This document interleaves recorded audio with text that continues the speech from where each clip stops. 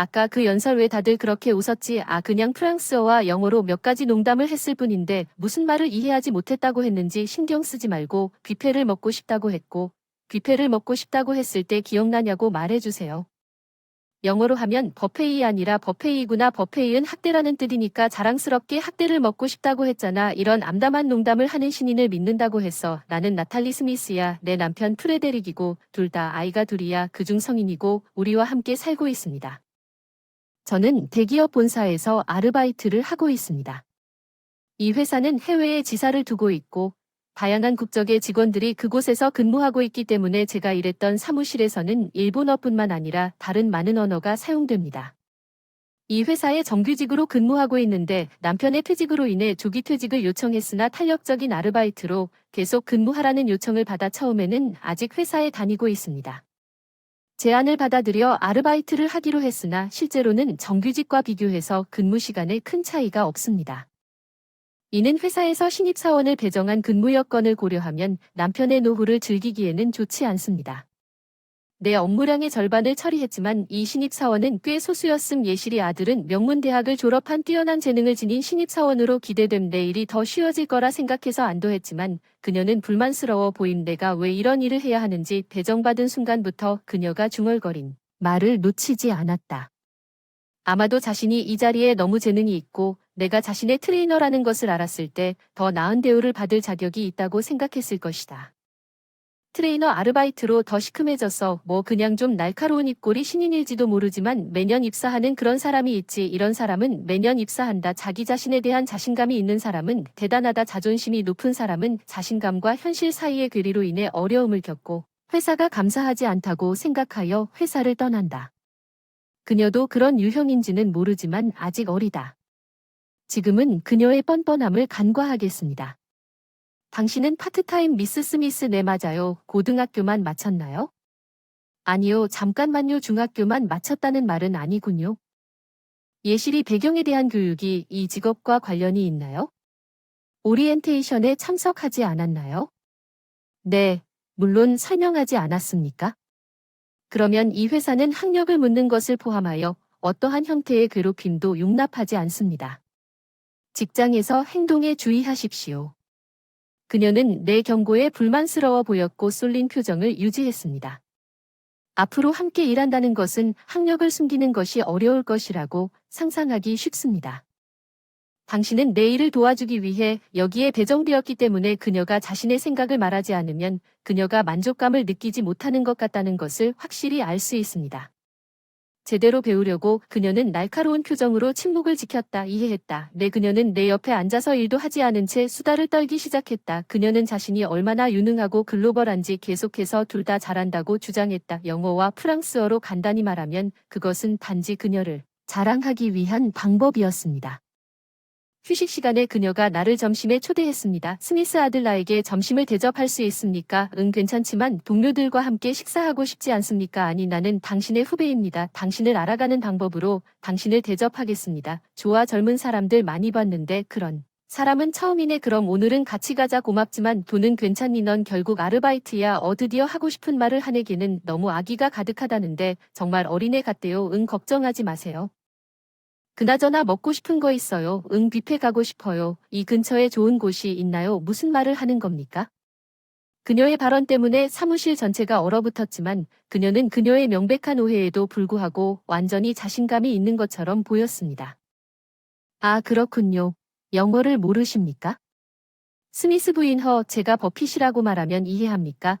그럼 가겠습니다. 그러면 이 시점에서 대접을 주셔서 감사합니다. 그 이후로 성격이 귀여워 보이기 시작한다. 지도를 받았음에도 불구하고 학습 속도가 엄청나게 느리다. 물론 명문대를 졸업했기 때문에 공부할 능력이 있다는 것은 의심의 여지가 없지만 자존심 때문인지 아닌지 관심을 기울이지 않는다. 관심도 없고 관심도 없는 직업에 게다가 인지하지도 못한다. 주소 주변의 모든 사람이 자신의 수준의 일본어를 할 수 있다.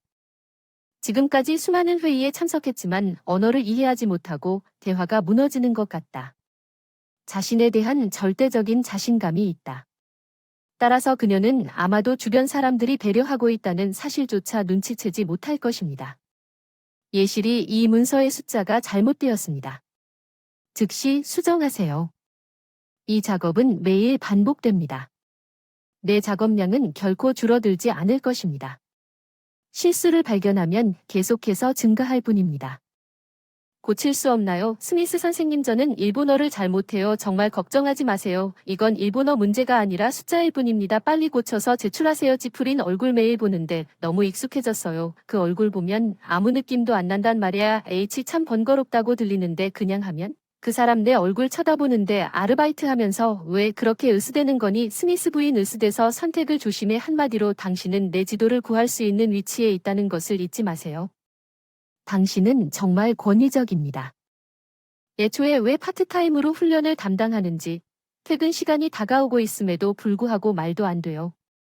그 사람이 하는 말은 내가 정규직이었기 때문이야. 응, 그래서 강등된 게 아니, 강등이 아니라 아르바이트로 강등돼서 그 일을 못하게 하려고. 웃기게 터져나오네. 솔직히 그 사람은 너무 편협한 표정이네. 다들 사정이 있어서 쓸데없는 잡담할 시간도 없으니까 빨리 고치고 제출해. 지금으로서는 내가 이 일에 너보다 실력이 더 뛰어나고 쓸데없는 잡담을 해도 일하러 갈 수 있다는 것밖에는 말할 수 없다.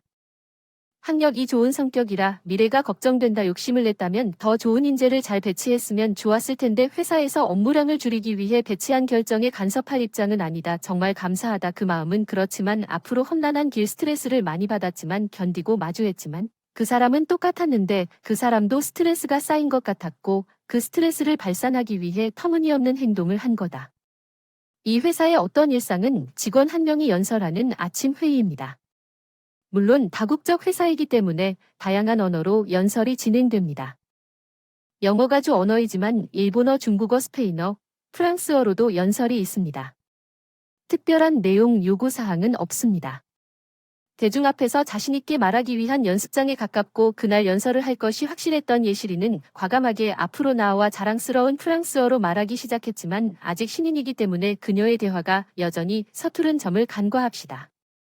주변 직원들도 온화한 시선으로 쳐다보더니 연설 내내 미드웨이가 저를 아르바이트 선배라고 소개하기 시작했어요. 많은 도움이 되어서 이번 행사에 저를 소개하고 싶다고 하더군요.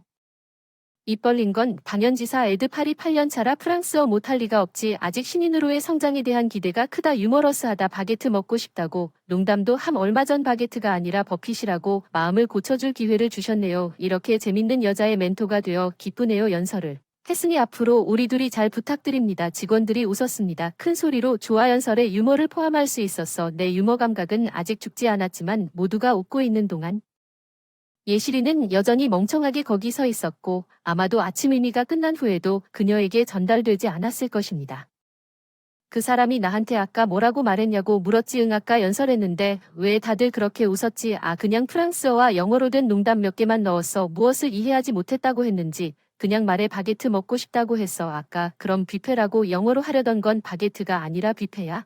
학대라는 뜻이니까 학대 먹고 싶다고 했을 텐데 이렇게 어둡게 만들 수 있는 유망한 신인과 함께 일할 수 있기를 기대한다고 하더군요. 그 사람 얼굴이 빨갛게 변했고 테리가 눈을 떴다는 농담은 나한테 연설하고 싶다고 한 사람이 너였어. 왜 그런 표정을 짓는 거야? 왜냐하면 회사라서 말투를 씻어라. 파트타임으로 다운그레이드한 사람은 프랑스어로 완전하게 말할 수 없을 것 같아. 오날 바보로 보이게 하려는 걸까? 당연했지. 모두가 같은 길을 가는 건 없다는 걸 알잖아. 나는 나만의 여행을 걸어왔어. 넌 내 가족이 아니니까 어떤 것인지 모르지. 내가 가는 길을 넌 모르지. 파리나 샌프란시스코의 역에서 지금 당장 눈앞에 있는 것만으로 사람을 판단하지 마라. 부끄러워질 거야. 그녀는 내려다보며 아무 말도 하지 않는다. 이 회사에 들어오게 됐다는 건 지금까지 열심히 일했다는 뜻이지. 지금까지 수고를 헛되게 하지 않도록 조심의 행동으로 옮기려는 건지. 짜증나. 다 안다고 생각하는구나. 너무 박식해서 짜증나는 것 같아. 당신의 강한 경쟁심은 당신의 좋은 점 중 하나입니다. 당신은 모든 것을 알고 있다고 생각하는 순간 당신은 실제로는 무지합니다. 65세에도 세상에 배울 것이 너무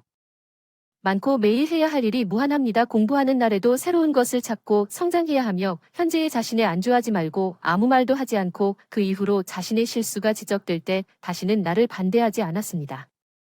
꽃다발을 건넸습니다. 감사히 받아들였고 제가 부서를 떠날 때 예실이가 저를 불렀습니다. 여기 선배님, 리본이 달린 긴 상자를 들고 계시네요. 아, 고마워요. 이제 열어도 될까요? 종이를 풀었어요. 상자를 열어서 안에 들어있어요. 스타일리스트 손목이네요. 로드와 멋지네요. 감사합니다. 모든 게 감사하고 건방진짓해서 죄송해요 안 된다고 했어요. 당신 밑에서 처음 일할 땐 귀엽고 뻔뻔한 후배였죠. 솔직히 오래 못 갈 줄 알았는데 하지만 당신은 나와 함께 붙어서 내가 틀렸다는 것을 좋은 방법으로 증명했습니다. 감사합니다. 이 시기에 어떤 특별한 의미가 있습니까?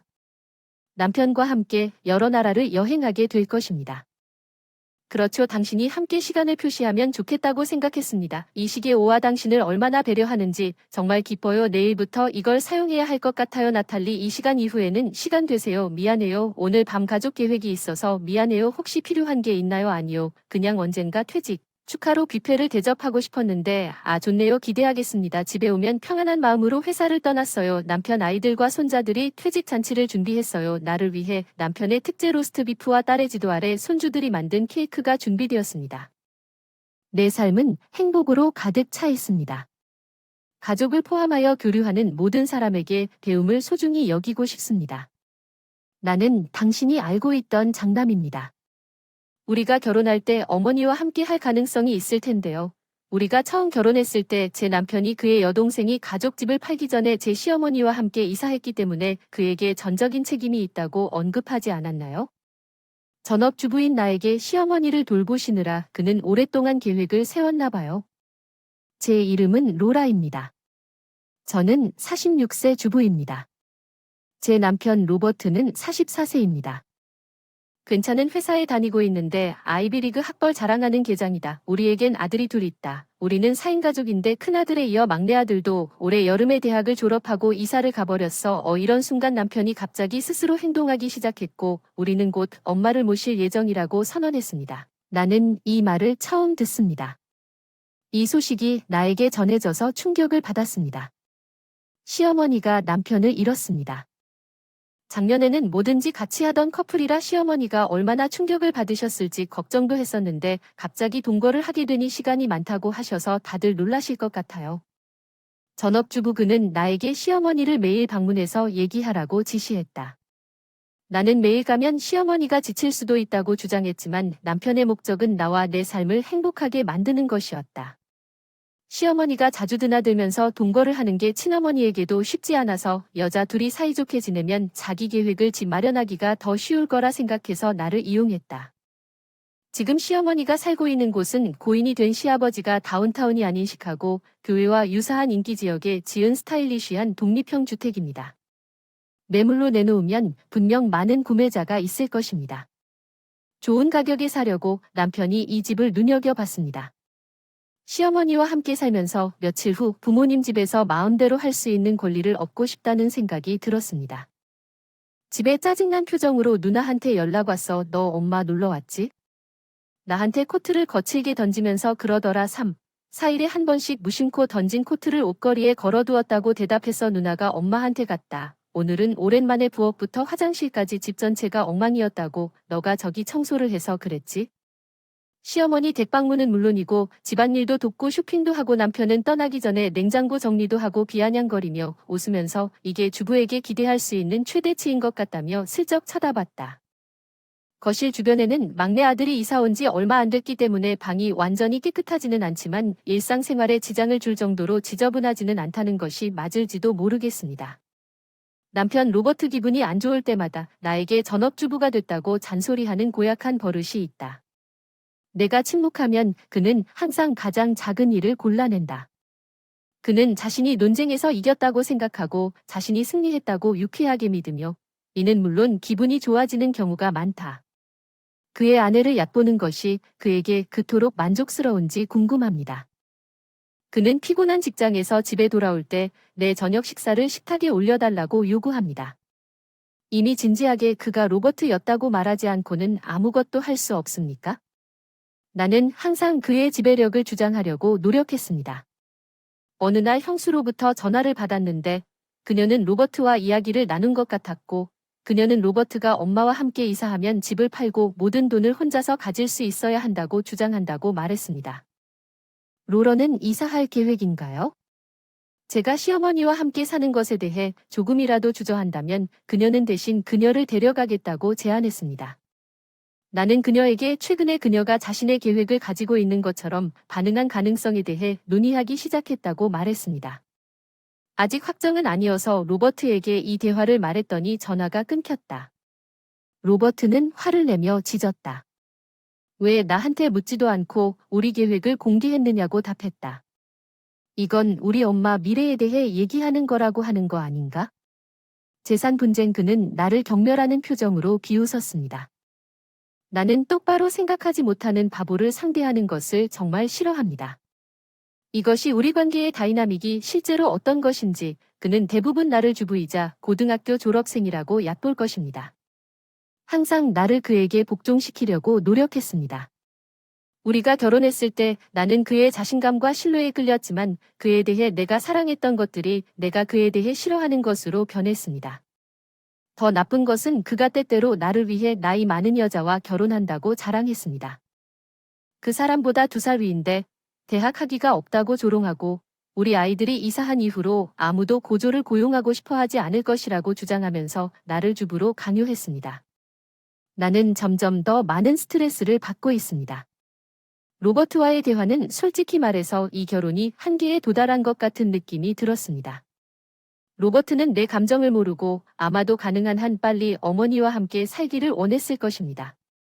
아마도 그녀를 팔아 돈을 모두 챙기려고 할 것입니다. 집이 팔린 것에 대해 부모님이 어떻게 생각하실지, 가족 간의 이해관계가 충돌하는 가운데 그곳에서 쌓아온 추억에 대해 전혀 고려하지 않는 것 같습니다. 발목을 삐었다는 법사님이 형수님이 마지막으로 방문한 지 며칠이 지났는데 자기 방이 엉망이어서 청소를 도와야 한다고 하더군요. 저번에 그 얘기를 하신 줄 알고 가볍게 대답했습니다. 분명 내가 올 거야 로버트에게 알리지 않은 것 같았지만 나도 알릴 필요는 없다고 장담해 다음날 가벼운 마음으로 방문했다. 시어머니께 전화를 걸었다. 초인종 소리가 들렸다. 마당에서 열려있다. 문고리를 돌려 입구로 들어섰는데 벌써부터 불쾌한 냄새가 풍겼다. 복도 구석에 수건으로 쌓인 먼지와 버려진 양말이 여기저기 흩뿌려져 있었고 입구에 들어갈수록 악취가 더 심해졌다. 소파 위에 쌓인 쿠션을 발견한 것이 램 시어머니. 어디 갔나 중얼거렸다가 여기 있다고 해서 소리 나는 곳으로 따라가서 시어머니를 찾았다. 편안함을 위해 조절한 것 같은 소파 위에 쿠션 더미 속에 묻혀있는 법 쿠션이 너무 높게 쌓여 있어서 엄마가 거기 있는 줄도 몰랐어요. 이알 실례합니다. 엄마 괜찮으세요? 냄새가 역하지 않으려고 점점 강해져서 냄새의 근원을 찾아봤어. 괜찮아. 그냥 편해서 쿠션만 쌓아두었지. 그녀는 활짝 웃었어. 냄새의 근원이 시어머니였음을 온 힘을 다해 알아차렸어. 코를 꼬집지 않으려고 했으며 다리는 어때요? 불편해서 목욕도 못했나 물어보니 H네라고 대답하고 금방 나았지만 며칠간 통증 때문에 목욕을 하지 않자 별 수 없었다. 샤워를 하려면 냄새가 나나요? 나는 대답을 참으며 청소를 하겠다고 하고 집에 있는 모든 창문을 열었습니다. 시어머니는 확실히 철저한 목욕이 필요하다고 생각했습니다. 화장실로 향했습니다. 욕조에 물이 좀 있었습니다. 채워져 그대로 남아있었고 뚜껑은 반쯤 잠겨 있었습니다. 비누 조각과 수건은 세면대에서 모두 진흙투성이었고 거울은 안개가 자욱하고 더러웠습니다. 제가 마지막으로 여기 온 게 언제인지 기억이 나지 않지만 제 여동생이 그동안 법무관은 방문하지 않았습니다. 나는 이것이 어떻게 그렇게 오랫동안 방치될 수 있는지 의아해했지만 지금은 욕실을 청소하고 욕조에 신선한 물을 채우고 향기를 위해 레몬 입욕제를 첨가한 다음 시어머니에게 말했습니다. 방금 화장실 청소하고 목욕 준비했어요. 목욕 좀 하세요. 그동안 공기 좀 뺄게요. 부엌에 장모님이 묻어두셨던 쿠션을 가리키며 말했는데 상태가 너무 안 좋았는데 나머지 방들은 먼지가 몇 겹 쌓인 것만으로도 그리 나쁘지 않았습니다. 부엌은 더러웠습니다. 바퀴벌레가 숨어있을 것 같았지만 나는 마음의 준비를 하고 흠집 하나 없이 깨끗해질 때까지 청소했습니다. 돌아오시는 시어머니가 오시며 말씀하셨습니다. 거실로 돌아오니 볼이 삶은 랍스터처럼 붉어졌다. 내가 미친 듯이 청소를 해서 며칠 동안 쌓인 각질을 씻어낸 탓에 빛났다. 거실과 부엌은 거의 정돈되어 있었고 시어머니는 매우 기뻐하셨다. 결과적으로 거실이 깨끗해져서 시어머니께 여쭤봤더니 항상 너무 깔끔하고 정돈이 잘 되셨네요. 엄마 제가 결혼하고 나서 갑자기 무슨 일이 일어났는지 시어머니는 항상 깔끔하고 집도 잘 관리되어 계셨는데 이건 그때 그녀가 도움을 청해야 할 정도로 그런 상태에 있는 것을 보고 놀랐기 때문에 나는 곧바로 그녀에게 물었습니다. 그녀는 내가 단지 부상당한 바를 내가 함께 살아온 핑계로 삼았다는 것을 알았습니까? 남편은 수십 년 동안 아내로서, 엄마로서 최선을 다했는데 작년에 남편이 세상을 떠난 뒤 갑자기 해방감을 느꼈습니다. 그녀의 아이들은 이미 독립했고 결혼했고 그녀의 남편은 더 이상 그녀와 함께 있지 않습니다. 그녀는 아무것도 하지 않고 여유롭게 지내고 싶었습니다. 한 번은 아이들이 이 집을 팔고 싶어 한다는 것도 알고 있고 그 때문에 심한 싸움이 벌어질 수도 있다는 걸 알지만 시어머니가 자신의 생각을 이야기하면서 강렬하게 쳐다보며 말씀하신 것 같아요. 평소의 성격과 다른 법이 나를 향해 마음을 열어주었고 그녀의 말을 듣는 동안 나는 그녀의 집을 떠나 답을 찾기 위해 생각에 잠겨 멍하니 있었던 것 같았다. 나는 내 미래에 대해 생각하기 시작했다. 그리고 지금까지 시어머니와의 관계는 평범한 며느리, 시어머니의 관계만큼 멀었지만 친딸이나 아들이 아니라 가장 낮은 모습을 드러낸 것이 사실이다. 이 일을 누구에게도 알리지 않은 채 며칠이 지나고 남편 로버트가 퇴근하고 집에 와서 지켜보는 가운데 엄마를 초대해서 같이 살겠다고 무심코 말했다. TV에서 다시 한번 말씀해 달라고 했어요. 엄마를 우리와 함께 살도록 초대하려고 하는데 엄마는 어떻게 생각하시나요? 물어볼 필요가 없다고 물었더니 아이가 제안하면 어떤 부모라도 기뻐할 것 같다고 하더군요. 같이 이사가라 혼자 결정하지 말고 엄마한테 먼저 확인해보라고 제안했는데 엄마는 싱긋 웃으며 전업주부에게 할 말이 얼마나 고귀하고 위대한 말인지 잊지 말라고 하셨다. 내가 말하는 것을 순종할 수 없다. 이혼은 항상 테이블 위에 있다. 왜 그 사람은 내 불안을 자극하고 자신의 뜻대로 나를 조종하려고 이혼하겠다고 위협했지만 나에게는 예상치 못한 구세주가 있었고 남편도 모르게 내 인생이 드라마틱하게 변할 뻔했습니다. 나는 그의 도발적인 말을 무시하고 저녁 식사를 마치고 집으로 갔습니다. 남편은 이혼 위협으로 나를 완전히 궁지에 몰아넣었다고 생각하고 기분이 좋았고 아마도 계획대로 어머니를 초대할 생각이었을 것입니다. 다정하게 그녀에게 집을 팔고 돈을 모두 자기가 챙기도록 다음 날 아침에 짐을 꾸렸을 것입니다. 로버트가 빈집을 찾으러 집에 왔을 때 그는 깜짝 놀란 듯했고 내 전화는 계속 울렸다. 나는 단지 그가 경찰에 신고하거나 로버트가 보낸 메시지가 당신인지에 대해 신고함으로써 문제를 일으키지 않도록 응답하지 않고 들어오는 메시지를 읽었습니다. 그러니 엄마와 함께 사는 건 반대하지만 우리가 함께 산다면 그 집은 우리 집이 될 거예요. 그게 얼마나 대단한 일인지 아시겠습니까? 제 의심이 맞았죠.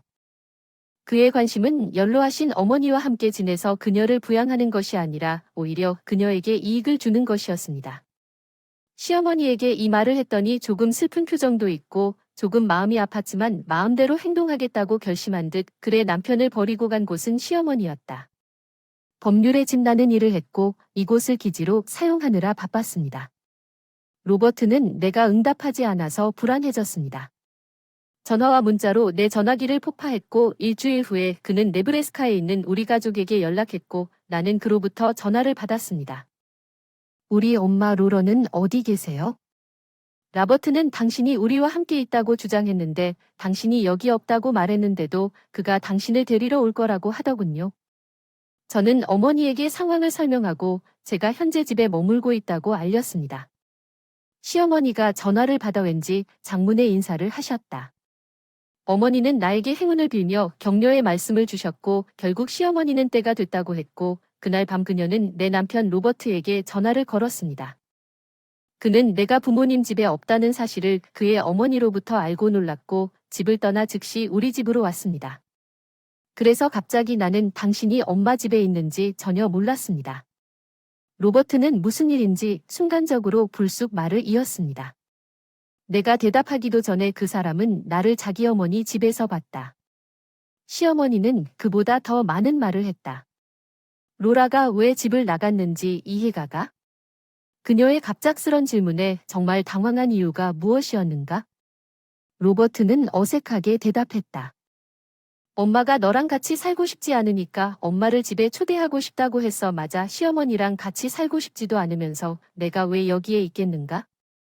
이사할 생각이 아니란 걸 생각해 본 적 있잖아. 그 사람과 내가 싫었던 건 남의 마음도 고려하지 않고 이기적인 결정을 하는 내가 싫었다는 거야. 계속해서 시어머니도 자기 생각이 있고 그럼에도 의논도 하지 않고 동거를 하기로 했다는 걸 알아줬으면 좋겠어. 이 집을 지을 때 부모님의 심정은 고려하지도 않았잖아. 넌 그냥 돈이 필요해서 이 집을 원해. 로버트는 주먹을 불끈 쥐고 몸을 굳힌 채 우리 대화를 들으며 아래를 내려다보며 시어머니는 계속했다. 나 다음엔 이 집이 정말 필요한 게 뭐야? 로라, 안 바꾸면 둘 다 잃게 돼. 조용히 듣고 있던 엄마 로버트가 갑자기 무릎을 꿇고 그 말을 듣고 잠시 진정하고 모든 것을 다시 생각해 보는 게 어때? 우리 앞에 있는 땅의 등을 돌리며 이게 뭐냐고 물었습니다. 로라에게 사과하고 엄마에게도 사과드립니다. 다시 함께 살고 싶고 활에서 고개를 들고 새로운 것을 시작하고 싶습니다. 로버트 계속 엄마 우리와 같이 살아주실래요? 로버트는 다시 머리를 숙였습니다. 나는 시어머니를 바라보며 알면서도 웃었습니다. 그 후 나는 로버트와 함께 생활을 재개했지만 이번에는 더 이상 전업주부가 아니라고 시어머니가 말했습니다. 친구들은 내가 그녀의 방을 어떻게 대청소했는지에 대해 이야기했고 그녀는 몇 시간 만에 빈둥거리며 시간을 보냈습니다. 내가 이것을 친구들에게 언급했을 때 그들 중 많은 사람들이 자신의 집에도 똑같이 해주기를 원한다고 말했습니다. 나는 놀랍고 기뻤습니다. 전업주부의 가사 기술을 적용하여 새로운 일을 시작할 수 있다는 것을 알기 위해 수납고문이 되기 위해 공부도 시작했습니다. 로버트는 어머니와 함께 생활하는 것을 포기하지 않은 것 같았습니다. 집도 마련하고 큰 돈도 벌고 시어머니와 사이가 좋아지면 이제 현실이 될 거라 생각한 것 같았는데 시어머니가 놀랍게도 재혼을 한다는 깜짝 소식이 들려왔다. 나는 너랑 살지도 않을 거고 집도 포기하지 않을 거야. 형수가 축하했다는 소식을 듣고 엇갈린 마음으로 시어머니의 결정에 진심으로 축복을 보냈지만 시어머니의 말에 놀라 소리를 질렀던 것은 로버트였고 동시에 여러 사람들에게 필사적으로 연락을 하고 있던 로버트는 나에게 말하지도 않고 보트 면허를 취득하고 판돈으로 소형 크루저까지 구입한 것으로 보인다. 그의 부모님 집은 이제 그의 계획이 무너졌기 때문에 로버트는 크루저에 대한 주문을 취소할 수 없었고 고용주로서 내 집 청소 일을 도와야 하기 전보다 더 열심히 일해야 하는 것 같았습니다. 라버트에게 집안일을 하고 그에게 많은 고객의 집을 청소하고 광택을 내도록 안내합니다. 저는 엘비너입니다. 34세의 전업주부입니다. 제 가족 사이에는 남편 모리스와 초등학교에 다니는 두 딸이 있습니다. 그리고 우리는 같은 땅에서 시부모님과 함께 살기 때문에 결혼하기 전에 우리는 6명의 가족이 되었습니다. 나는 야간 근무를 했지만 모리스는 우리가 그렇게 많이 마주치지 않는다면 차라리 그만두는 것이 좋겠다고 제안했습니다. 나는 그 이후로 직장을 그만두기로 결정했습니다. 아이들이 어렸을 때는 아이들을 키우는데 시간을 보냈고 상황이 조금 나아졌을 때 아르바이트를 했습니다. 동거를 생각하게 되면서도 그 사람이 어떤 사람인지는 잘 모르겠고 그 사람이 얼마나 멋진 사람인지는 잘 모르겠더라고요. 시댁과 함께 사는 며느리가 괴로움을 겪을 수도 있다고 생각해서 모리스가 아까 저에게 확신을 줬을 때 안도감을 느꼈어요. 우리 결혼 생활은 그의 부모님과 함께 살 필요가 없을 것이라고 생각했지만 결혼한 직후 모리스는 부모님과 함께 사는 문제를 꺼냈고 부모님이 걱정되고 같은 땅에 사는 것은 우리가 그렇지 않을 것이라고 말했습니다. 같은 집에 살고 있는 거 맞아요. 난등을 돌리고 항해 테스트를 받았지만 모리스는 우리가 같은 땅에 살게 될 만큼 우리 부모님을 싫어합니까? 부모님과 함께 살고 싶지 않다면 나는 그를 반박할 수 없다는 것을 알았습니다. 내 부모님은 여전히 내 형제와 그의 아내와 함께 건강하고 건강하게 살고 있었기 때문에 우리는 그들과 함께 살지 않을 것이었습니다. 그래서 모리스는 규칙에 따라 다음과 같은 말을 할 수 있었던 것 같습니다. 나는 아직 결정을 내리지 못했고 승인을 받지 않은 동안 그들과 함께 살기로 했습니다. 모리스는 잠시 후에 부모님이 이미 우리 땅에 집을 짓기 시작하셨다고 말했습니다. 지금은 거절할 수 없기 때문에 우리는 강제로 함께 살게 되었습니다. 나는 불행해서 서로의 생활을 방해하지 않는다는 한 가지 조건을 협상했고 그래서 우리의 공동 재산 생활 준비가 시작되었습니다. 시댁은 불간섭 합의를 준수하고 각자의 집에서 각자의 삶을 주도했고 나는 그들과 합류했습니다. 일주일에 한두 번씩 식사를 했고 우리 땅에 지은 집도 아름다웠고 결국 우리가 그것을 물려받을 것이기 때문에 그것이 우리에게 행운의 휴식일지도 모른다고 생각하기 시작했습니다. 그러나 그것은 시어머니에게 천천히 큰 실수였습니다. 처음에 약속을 깨기 시작했어요.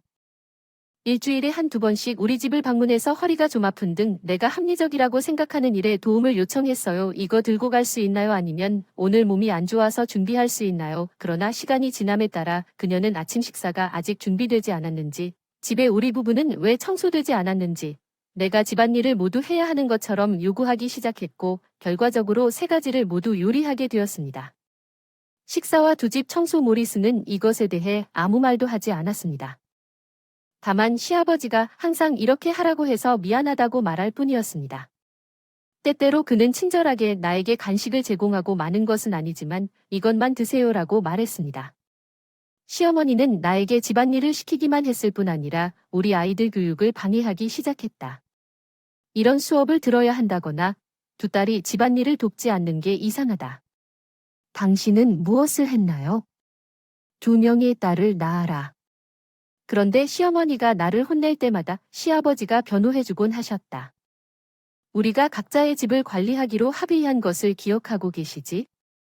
시아버지는 시어머니가 나 맞다 깜빡 잊고 있었나봐. 내가 몸이 약하고 몸이 안 좋아서 좀 너무 의지한 게 아닐까. 미안해. 표면적으로라도 사과는 하겠지만 몇 시간 뒤 시아버지가 오면 법률에서는 내가 모리스에게 이것이 우리가 합의한 것이 아니라고 말하려고 했을 때에도 그들의 괴롭힘이 다시 시작될 것이라고 생각하지 않았습니다. 그는 처음에 합의하더라도 우리는 가족이니까 그래야 하지 않느냐고만 말할 것입니다.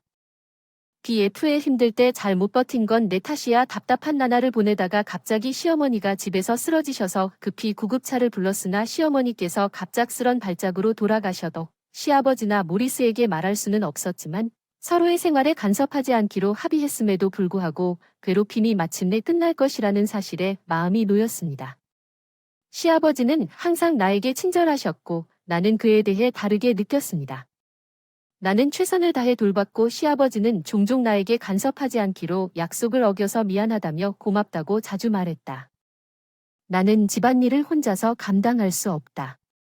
온화한 할아버지를 좋아하고 우리는 함께 평화로운 나날을 많이 보냈지만 안타깝게도 이 평화는 시어머니가 돌아가신 지 불과 몇 달 만에 오래가지 못했습니다.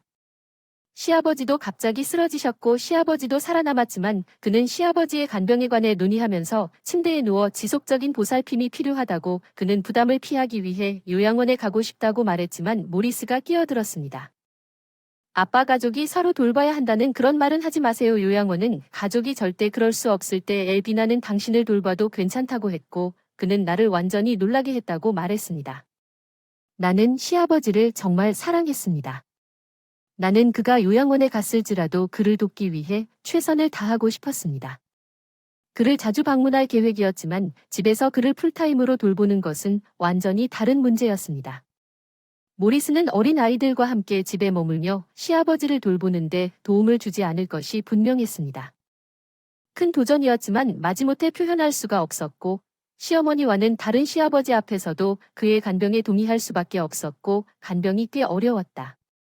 식사, 화장실 방문, 목욕. 시아버지는 건장한 노인이셨고 이성으로서 우리 둘 다 매일 가끔 불편함을 느꼈습니다. 나는 아이들의 학교 준비를 돕고 아침 식사는 어린이집에서 집안일을 했습니다. 아이들이 집에 오면 저녁 준비를 하고 매일 밤 시아버지를 보살피고 자기 전에는 어떻게든 하루를 보낸 것 같고 시아버지를 돕지 않고 모리스 침대에 쓰러지곤 했어요. 로케어는 이를 핑계로 야근을 한다고 핑계를 대며 집에서 보내는 시간이 훨씬 줄어들었고 게다가 언제 집에 돌아올지 모르기 때문에 일주일에 두세 번 정도만 집에 돌아왔다. 지쳐서 몸이 쑤시는 날에는 간단하게 뭔가를 고치지만 그래도 모리스는 화를 내며 열심히 일을 하고 있는데 집 안팎에서 도움을 청했을 때 받는 감사의 말은 바로 이것이다. 아버지를 돌보다. 아버지가 반박했다. 너는 전업주부 아니냐. 아버지 돌보기가 내 일이구나. 매일이 괴로움이었어. 이 괴로운 상황이 3년 동안 지속됐어. 내 두 딸이 점점 커져서 집안일을 돕기 시작했어. 그리고 할아버지를 돌보며 부담을 덜어주었습니다. 샨텔은 매일 요리와 청소를 도우며 제인이는 할아버지의 등을 부드럽게 닦아주며 할아버지 기분 좋으시냐고 묻습니다.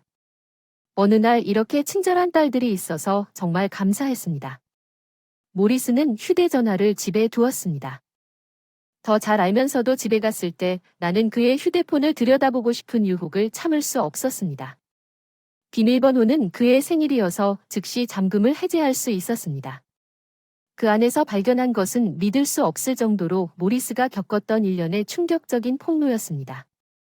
내가 그의 아버지를 돌보기 시작했을 때부터 문자 메시지를 통해 모리스가 나에게 생활비를 주고 돈을 저축하겠다고 말했지만 모리스도 그의 여주인에게 재정적으로 부양하고 있다는 것이 분명했습니다.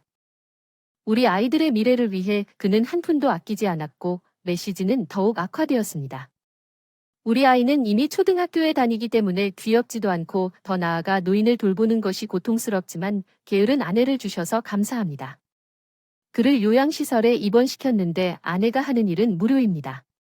자유노동을 이용하게 됐군요. 그는 정상적인 상황에서 나와 우리 아이들을 비웃고 있었습니다. 확실한 증거가 나올 때까지 냉정을 유지하고 침묵을 지켰어야 했는데 너무 그랬습니다. 화가 나서 나는 모리스가 욕조에서 나오자마자 침착할 수 없었다.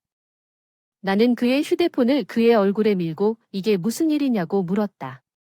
처음에는 모리스가 조금 당황한 듯 했지만 그는 금세 평정을 되찾았다. 당신은 여성성을 잃었습니다. 우리 아이를 낳은 이후로 그는 경멸하며 말을 채웠고 당신은 화장을 중단했고 당신의 옷은 모두 편안함에 관한 것입니다. 당신이 둘째 아이에게 모유 수유를 시작하고 입을 벌린 채 잠들기 시작한 이후로 나는 완전히 꺼진 느낌이 들었고 당신이 나를 돌보기 시작했을 때 아빠 당신은 더 많은 여성성을 잃었어요. 당신은 중년 여자도 아니고 이제 중년 남자처럼 그의 잔인한 말이 내 마음을 찢어 놓았지만 그는 거기서 멈추지 않았습니다. 내 여자친구는 항상 화장하고 돌보는 것을 알고 있습니다. 아이를 낳은 후에도 외모에 대해 그는 계속 냉정하게 주장했습니다.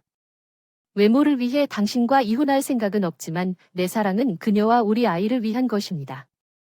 그가 먼저 갈지는 잘 모르겠지만 일단 아버지가 돌아가고 우리 아이들이 가고 나면 어른이니까 쫓아내고 그 집에서 같이 살 생각인데 아이들을 걱정하는 것 같으면서도 나를 쓰레기 취급한다는 말을 계속해서 내 눈물을 참을 수 없었다.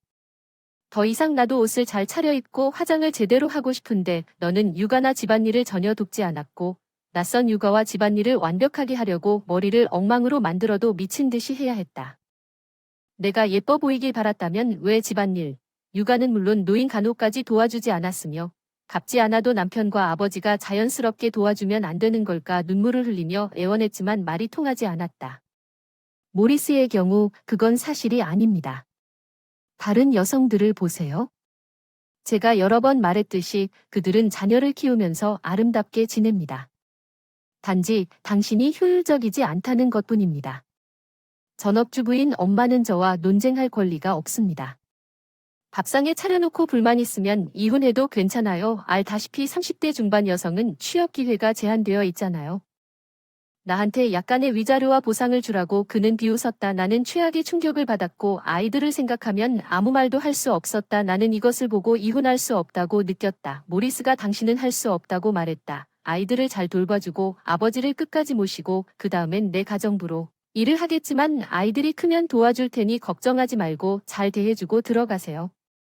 그의 방에서 만족스러운 미소를 지으며 잠시 동안 나는 어이가 없어 그 자리에 머물렀다.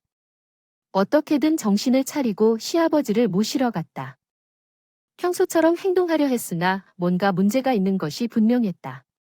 시아버지가 무슨 일 있냐고 물으셨는데 아무 말도 하지 않고 무시하려다 눈물을 참지 못하고 결국 내 말을 듣고 다 말했더니 알비나한테 줄 게 있는데 올 수 있냐고 하더라. 몇 시간 후에 나는 그가 요청한 대로 했고 몇 시간 후에 그에게 갔을 때 그는 누군가의 연락처가 적힌 종이 한 장을 나에게 건네주고 이 사람에게 연락하라고 말한 다음 내가 조치를 취해야 하는 모든 것을 알고 있다고 덧붙였습니다. 이 몸으로 며칠 뒤 환하게 웃더니 모리스가 아까 말했듯이 나한테는 일주일간 출장을 갈 거니까 너도 출장이라고 부르는 게 나을 것 같구나. 난 관광을 즐길 것이기 때문에 이 기회에 조치를 취하기로 결정했고 일주일 후에 집에 오니 도대체 무슨 일이 일어나고 있는 걸까요? 모리스는 나에게 전화했을 때 격노하고 반쯤 당황했습니다. 나는 대답했습니다. 오, 이런 한 주 잘 지냈어요? 긴 외도 여행 즐거웠어. 모리스가 소리쳤어. 이봐 장난은 그만둬. 대체 무슨 일인지 묻고 싶어. 나는 장인 어른이 나에게 준 연락처를 모리스에게 설명하기로 결정했다. 그와 그 지역의 유명한 대규모 토지 소유자인 채석 씨는 항상 내 시댁이 있던 땅을 탐내고 협상을 시도했지만 시아버지는 항상 내가 계획한다는 말을 거부했습니다. 내 아들에게 맡겼지만 아들 모리스의 행동을 관찰하고 내 이야기를 들은 후 그는 자신의 아들이 길을 잃었다고 판단한 것 같았습니다. 왜냐하면 모리스가 일주일간의 불륜 여행을 계획하고 있다는 것을 미리 알고 있었기 때문입니다. 공개적으로 반항했고 그 주 전에는 전혀 숨기려고 하지 않았습니다. 나는 에마오 코리와 이야기를 나눴고 우리는 집과 땅을 팔기로 합의했습니다. 그것은 에마오 코리가 꽤 오랫동안 원했던 땅이었기 때문에 그는 기꺼이 그렇게 했습니다. 시장 가격보다 훨씬 높은 가격에 구입했는데 그 주 동안 집이 철거되었습니다. 시아버지가 코리 씨에게 요청한 것은 다소 이기적일 수 있지만 상황을 고려해 볼 때 이 기간 동안 철거를 해줄 수 있습니까? 어쨌든 그럴 계획이어서 모리스가 돌아왔을 때 그가 찾은 것은 공터뿐이었고 우리는 모리스가 이 말을 듣고 낡은 집과 땅을 팔아 얻은 돈으로 우리는 새 집을 지을 예정이었습니다. 아빠가 집을 지어도 평생 부양을 기대할 수 없잖아. 내 수입 없이는 어떻게 할 거냐며 돌아오라고 설득하려고요. 힘들죠. 그렇죠. 대답은 잘했네요. 걱정하지 마세요. 그 부분에 대한 고민은 있었지만 장인어른과 커리 씨가 꽤 많은 일을 해주셨는데요. 우연히 지인이 운영하는 회사에서 제의를 받았어요. 직원을 구하고 나서 나는 그에게 물었습니다. 모리스는 대신 당신 자신에 대해 걱정해야 하지 않겠습니까? 모리스가 의심스럽게 무슨 뜻인지 물었을 때 나는 그에게 당신이 지금 일하고 있는 회사의 사장이 당신 아버지의 친구이기 때문에 당신이 그것을 얻었다고 말했지만 지금은 그가 당신과의 관계를 끊기로 결정했다고 대통령에게 말했습니다. 일이 형편없고 간통죄를 범한다면 자유롭게 그를 해고해도 됩니다. 대통령은 말하기 어렵다고 대답했지만 그는 해고될 수 없는 것처럼 행동하고 문제를 일으키고 있습니다. 내일부터 무슨 일이 일어나는지 보자. 전화 반대편에서 내가 들은 것은 놀랐다는 것뿐이었다. 그 후 그는 침묵을 지키려고 변명하려고 했다. 글쎄요, 알잖아요. 제가 예전에 당신을 내버려두려고 했던 것처럼 분노 때문에 몇 가지 말을 했을지도 모른다는 뜻입니다. 미래는 그렇지만 그건 사실일 수 없어 심각하게 받아들이지 마세요. 우리는 가족이에요. 우리는 함께 뭉쳐야 해요. 그렇죠. 나와 아빠 사이를 중재해 줄 수 없나요? 그래서 나는 그에게 이제 내 가족은 내 딸이고 아버지라고 말했습니다. 법률 작별 인사를 하고 전화를 끊었습니다. 그 후 모리스로부터 수많은 전화가 왔지만 나중에 이혼이 끝난 후 모두 무시했습니다. 모리스가 자신의 불륜을 전혀 숨기려고 하지 않았기 때문에 모리스와 그의 여주인에 대한 보상을 청구했습니다.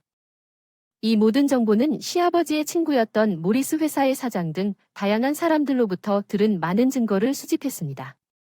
혼의 정사가 해고로 이어지지는 않았을 것 같지만 놀랍게도 모리스는 횡령을 하고 있었습니다. 이중생활을 지원하기 위해 회사 자금 모리스는 직장에서 해고되었을 뿐만 아니라 집과 직장을 잃은 손해배상 소송을 당했으며 여주인과 함께 이사하려 했으나 그에게 추가 돈이 없다는 사실을 깨닫고 버림받았습니다. 이 모든 것 중 그는 자녀 양육비를 지불하라는 명령을 받았습니다. 이제 모리스는 빚과 자녀 양육비를 갚기 위해 여러 아르바이트를 하면서 구직 활동을 하며 하루를 보내고 있습니다. 저는 딸들과 아버지와 함께 살 계획입니다. 시아버지가 우리를 위해 짓고 있는 집으로 이사할 때까지 완전 임대주택에서 법을 지키세요. 시아버지가 집을 지으겠다고 제안했을 때 그는 제가 요양시설로 이사할 것이라고 말했습니다. 저는 당신과 당신의 딸들이 그렇게 하기를 바랍니다. 여기서 행복하게 살아요. 알비나 내가 반박했는데 아빠 무슨 소리야. 우리는 가족인데 여자들이 슬프겠다. 우리 같이 살자. 이 말을 듣고 딸이 시아버지 손을 잡고 할아버지와 함께 살고 싶다고 눈물을 흘렸다. 시아버지는 우리에게 감사하다고 했고 일하는 동안 딸들이 그를 돌봐주는데 도움을 주었습니다. 그래서 우리는 현재 가사 도우미와 주간 서비스의 도움으로 쌓인 가족으로 함께 즐거운 삶을 살고 있습니다. 빨리 이사하고 싶습니다. 쌓인 가족이 함께 새 집에 들어와서 출산하러 집으로 돌아가는 거요. 네, 시어머니가 비웃음을 지으며 왜 거기 영원히 머물지 않느냐고 하더군요. 프리로딩하는 얼굴 보고 싶지 않아 그녀의 말에 기분이 좋았어. 잘 지내라. 그러면 내 이름은 클로이고 34세 직장 여성이다. 나는 현재 벨이라는 남자와 데이트하고 있다. 우리는 파티에서 처음 만났고 서로 친해졌기 때문에 같은 취향과 음악을 공유하고 번호를 교환하고 일을 마치고 나가기 시작했습니다.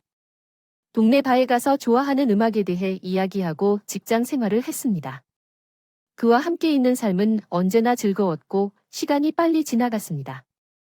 결국 커플이 된 지 약 2년이 되었고 인생이 이보다 더 만족스러웠던 적은 없었습니다. 우리 둘 다 일로 바쁘기 때문에 주말은 좋은 시간이지만 그가 나를 보게 될 것이라는 것을 알게 되면서 더 열심히 일하고 더 생산적이 되도록 우리 관계가 도움이 되었습니다.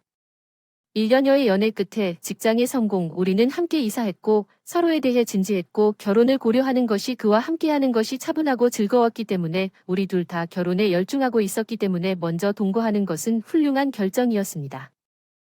서로의 생활 방식이 좋든 나쁘든 1년이 지나도 그 사람과 결혼하고 싶은 마음은 변함이 없어서 프러포즈를 기다리고 있었어요. 물론 그 사람도 타이밍이 있었지만 요즘 조금 초조함을 금치 못했는데 그러던 어느 날 그 사람이 나를 멋진 레스토랑에 저녁 식사에 초대했는데 특별한 경우도 아니었고 그럴 수도 있었다.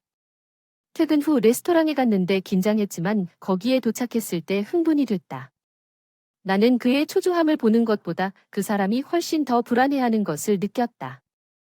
그 사람이 더 마음이 편해졌는데 그 사람이 나에게 너무 긴장하고 경직된 방식으로 인사하는 방식은 솔직히 조금 웃겼고 식사가 시작되자 그는 메인 코스를 마친 후에도 눈에 띄게 긴장한 채 내 이름을 클로이라고 불렀다. 그는 똑바로 쳐다보았다. 내 인생에서 좀 불안하게 만드는 말 클로이 당신은 내가 소중히 여기고 싶은 가장 멋진 사람입니다. 당신도 나와 같은 느낌을 받았으면 좋겠으니 그 사람이 나에게 반지를 건넨 그 말로 나와 결혼해 주시겠습니까? 이미 결정했어. 예, 함께하는 삶을 기대하고 결혼하기로 결정했습니다. 남의 부모님은 가족회의도 하고 결혼식 준비도 시작하고 바쁜 업무 일정 속에서 이 모든 것이 힘들고 대리도 시간을 내서 모든 준비를 먼저 밀고 나갔고 그 사람을 정말 좋아하는 것 같던 부모님에게 먼저 소개를 시켜줬나 봐요. 그의 진심이 그들을 사로잡았어요. 나는 그들이 우리 결혼을 승인해줘서 감사했지만 다음에 우리가 그의 부모님 집을 방문했을 때 나는 불쾌한 경험을 했습니다. 당신의 베리의 약혼자 당신은 아주 평범한 베리의 엄마처럼 보였습니다. 내 미래의 시어머니는 우리의 첫 만남에서 이렇게 말했습니다. 엄마 무슨 말씀이세요? 베리가 저를 그렇게 쓰러뜨리기로 선택한 여자예요. 꽤 무례하다고 생각하지 않나요? 안타깝네요. 솔직히 말해서 그게 집을 구하는 것과 같다면 잘 알잖아요. 무슨 큰일이에요, 엄마? 정말 진지하게 무슨 생각을 하고 계시나요? 그의 아빠 윌트가 저를 위해 일어섰고 마침내 다시 물러서게 되었습니다. 결혼 소개에서 제가 알클로이를 좋아하지 않는다는 것을 알았습니다. 엄마가 항상 무뚝뚝하고 솔직하게 말해서 미안해요. 나도 그 사람 옆에서 편했던 적 없어. 정말 그래. 그러니 그 사람 말은 듣지 말라고. 우리가 결혼한 후에 그 사람이 무슨 말을 하면 바로 알려줘 알겠어. 사실 그 사람이 나를 지켜줄 거라는 걸 안다고 했을 때 안도감이 들었어. 그의 부모님에게 나를 소개할 때 나를 보호하려고 노력했지만 여전히 다가오는 가족 회의에 대한 미련을 떨칠 수 없었습니다. 특히 걱정이 되었습니다. 그녀가 우리 부모님에게도 무례할 것 같은 느낌이 들었습니다. 경고했습니다. 베리에 대해 그는 그녀 주변에서 조심하겠다고 약속했고 부모님에게 알이 소수라는 사실을 알리도록 준비하기도 했습니다. 그들은 이전 만남 덕분에 이미 그녀에 대해 나쁜 인상을 가지고 있었습니다. 마침내 가족 모임의 날이 다가왔습니다. 나는 초조해했습니다. 전혀 다른 이유로 만나서 반갑습니다. 저는 베리의 아빠입니다. 우리를 데려와 주셔서 감사합니다. 우리는 클로이의 엄마 아빠입니다. 부모님과 윌트는 다정하게 인사를 나누었지만 알은 아무 말도 없이 자리에 앉아 음료를 주문했습니다. 저는 레드와인을 마시겠습니다. 이 흥미로운 내용을 만들려면 술을 좀 마셔야 할 것 같습니다. 알은 부모님이 리의 행동에 말문이 막혔다는 말을 했습니다. 윌트와 베리는 눈에 띄게 짜증이 났고 신속하게 우리에게 사과했고 그래서 가족회의가 부모님을 시작했고 HD 이틀을 시들었습니다. 알은 상냥하게 이야기를 나누며 대부분 식사에 집중했지만 술에 취하자 그녀는 정부 직업이 정말 안정적일 수도 있지만 급여는 집에 쓸만한 것이 아니라 베리가 알의 딸과 결혼한다는 것이 너무 안타깝기 때문에 대화에 끼어들기 시작했습니다. 정말 지루한 사람들이고 아이들이 있다면 그들 중 절반은 너무 지루할 것입니다. 그렇죠. 정말 선을 넘은 것만으로도 충분합니다. 이제 떠날 수 있습니다. 윌츠는 분노했고 알은 떠날 수밖에 없었습니다. 뭐가 큰 문제인지 그냥 말하고 있는 거예요. 윌트는 다시 밖으로 나가서 그녀를 택시에 태워 식당으로 돌아왔고 베리와 함께 다시 사과했습니다. 우리가 개인실을 예약해서 정말 기뻤습니다. 알은 결혼식에서 우리가 예상했던 것보다 훨씬 더 부담스러웠습니다. 윌트가 그녀에게 최선의 행동을 하라고 경고했기 때문에 진정된 친구인 것 같습니다. 윌트는 그녀가 입을 다물고 있었지만 적어도 결혼식에는 문제가 없었음에도 불구하고 그녀를 당황하게 하면 그녀와 이혼하겠다고 분명히 말했습니다. 그것에 대해 다행입니다. 드디어 신혼생활이 시작됐고 베리도 사이좋게 지내서 결혼생활이 너무 행복했어요. 둘 다 집안일을 할 수 있어서 서로 부담이 되지 않도록 공평하게 나눠서 베리가 요리를 잘한다는 걸 알았어요. 늘 기대했던 그 날이요. 물론 셰프인 날엔 우리를 위해 요리를 해주곤 했지만 일이 바쁘기 때문에 이렇게 협력해서 함께 요리를 했다. 우리는 행복한 커플로 즐거운 나날을 보내고 있었다. 베리는 최대한 혼자 집으로 돌아가려고 노력했다. 덕분에 리와 저는 레이의 직접적인 비방이나 공격을 피했습니다. 베리의 배려에 진심으로 감사드립니다. 그런데 비극적인 사건이 일어났습니다. 윌트가 병으로 쓰러져 세상을 떠났습니다. 테리가 급히 병원으로 갔으나 너무 늦었습니다. 아빠는 왜 베리가 웰스를 아주 좋아해서 꽤 힘들게 견뎌냈고 알도 눈에 띄게 화가 났습니까? 내가 알을 좋아하지 않는데 어떻게 감히 나를 이렇게 남겨두고 그 순간 나는 그녀에 대해 느꼈습니다. 나는 윌트를 잃어서 슬펐습니다. 항상 저를 너무 잘 대해주셔서 우리는 슬퍼하면서 장례식 준비로 바빴습니다. 베리가 준비를 담당했습니다. 저는 최선을 다해 그를 지원하려고 최선을 다했습니다. 장례식은 순조롭게 끝났습니다. 인생이 돌아온 후 윌트에게 제대로 작별 인사를 할 수 있었던 것 같습니다. 베리와 나는 불을 잃은 충격에서 회복하는데 시간이 좀 걸렸지만 우리는 관리했습니다. 베리도 인생에서 앞으로 나아갈 결심을 한 것 같았지만 새로운 문제가 발생했습니다. 베리 클로이가 어느 날 알이 그녀의 집에 나타나서 이렇게 말했습니다. 엄마, 무슨 일이 일어나고 있는 건지. 아버님이 돌아가신 후로 분위기가 좀 시끄러웠어요. 난 더 이상 음식이 맛이 없어도 매일 외로워요. 유일한 가족인 내 아들과 그 아내의 얼굴을 보고 싶었어요. 그래서 알은 진심인 것 같았고 정말 약해진 것 같았는데 잠시만 같이 살게 해줄 수 있니? 베리와 나는 그녀의 요청에 충격을 받았다. 이대로 가면 외로움에 짓눌릴 것 같아 우리 망설였지만 시간이 조금 지나면 괜찮을 거라고 생각했습니다. 결국 내 집에 있는 게 내가 할 수 있는 최소한이야. 고마워 엄마. 베리와 난 둘 다 생명의 은인이야. 알에게 감사했어. 일이 이런 식으로 계속되면 인생은 괜찮을 텐데. 약 3개월 후에 다시 그녀의 태도를 조금씩 보여주기 시작했어. 클로이, 회사 그만둘 생각은 없지?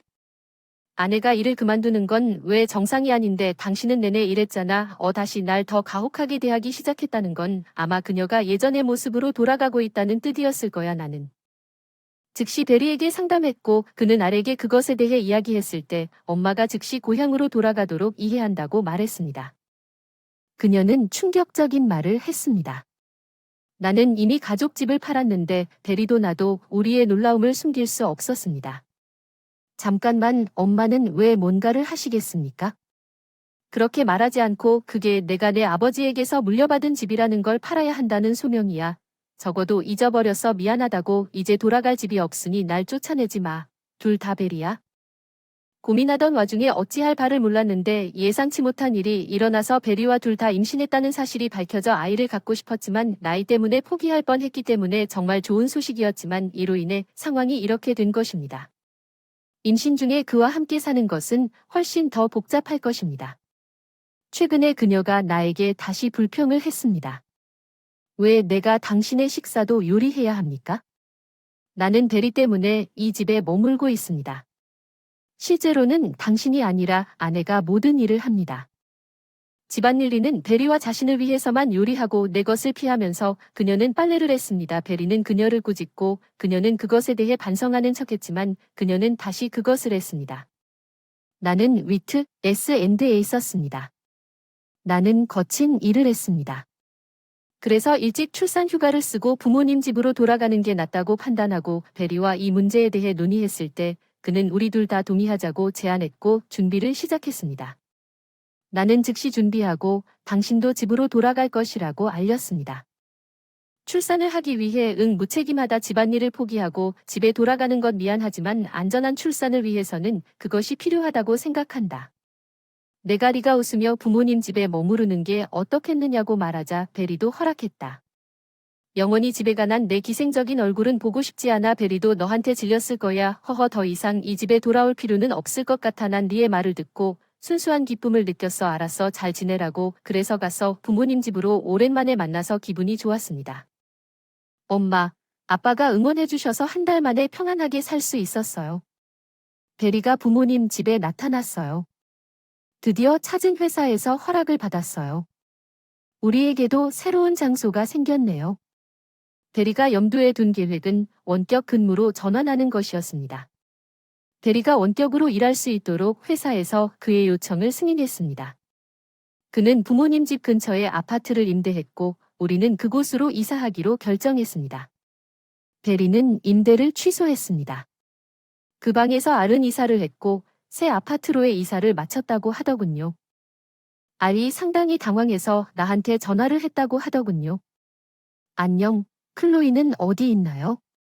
저는 베리와 함께 새 집에 있어요. 제가 말씀드린 대로 새 집에 있어요. 농담하지 마세요. 이곳 임대 계약을 취소하고 곧 이사해야 합니다. 가구와 가전제품이 모두 없어져서 더 이상 여기서 살 수도 없습니다. 제가 무엇을 해야 하는지 베리가 그렇다고 말한 이후로 소식을 듣지 못했습니다. 인연을 끊자 그 사람은 더 이상 너랑 얘기하고 싶어 하지 않는구나. 넌 단지 여기서 충돌하려고 다정하게 행동한 것뿐인 것 같구나. 응윌트에게서 물려받은 집을 팔아 돈을 벌 수 없어서 이런 계획을 세웠지. 그걸 어떻게 알았어? 당신은 남편이 떠난 집이 가치가 없어서 얼마나 화가 났는지 이웃들에게 말했습니다. 당신은 그것이 갑자기 매물로 변해 놀랐고 그들은 입을 다물 수 없었습니다. 나에게 베리를 돌려주세요. 나는 그 아이의 부모입니다. 그래서 나는 그 사람이 당신을 보고 싶지 않다고 말했고 그에게 이 말을 듣는 것이 불편하리를 강요하고 싶지 않다고 말했듯이 그와 함께 살 권리가 있습니다.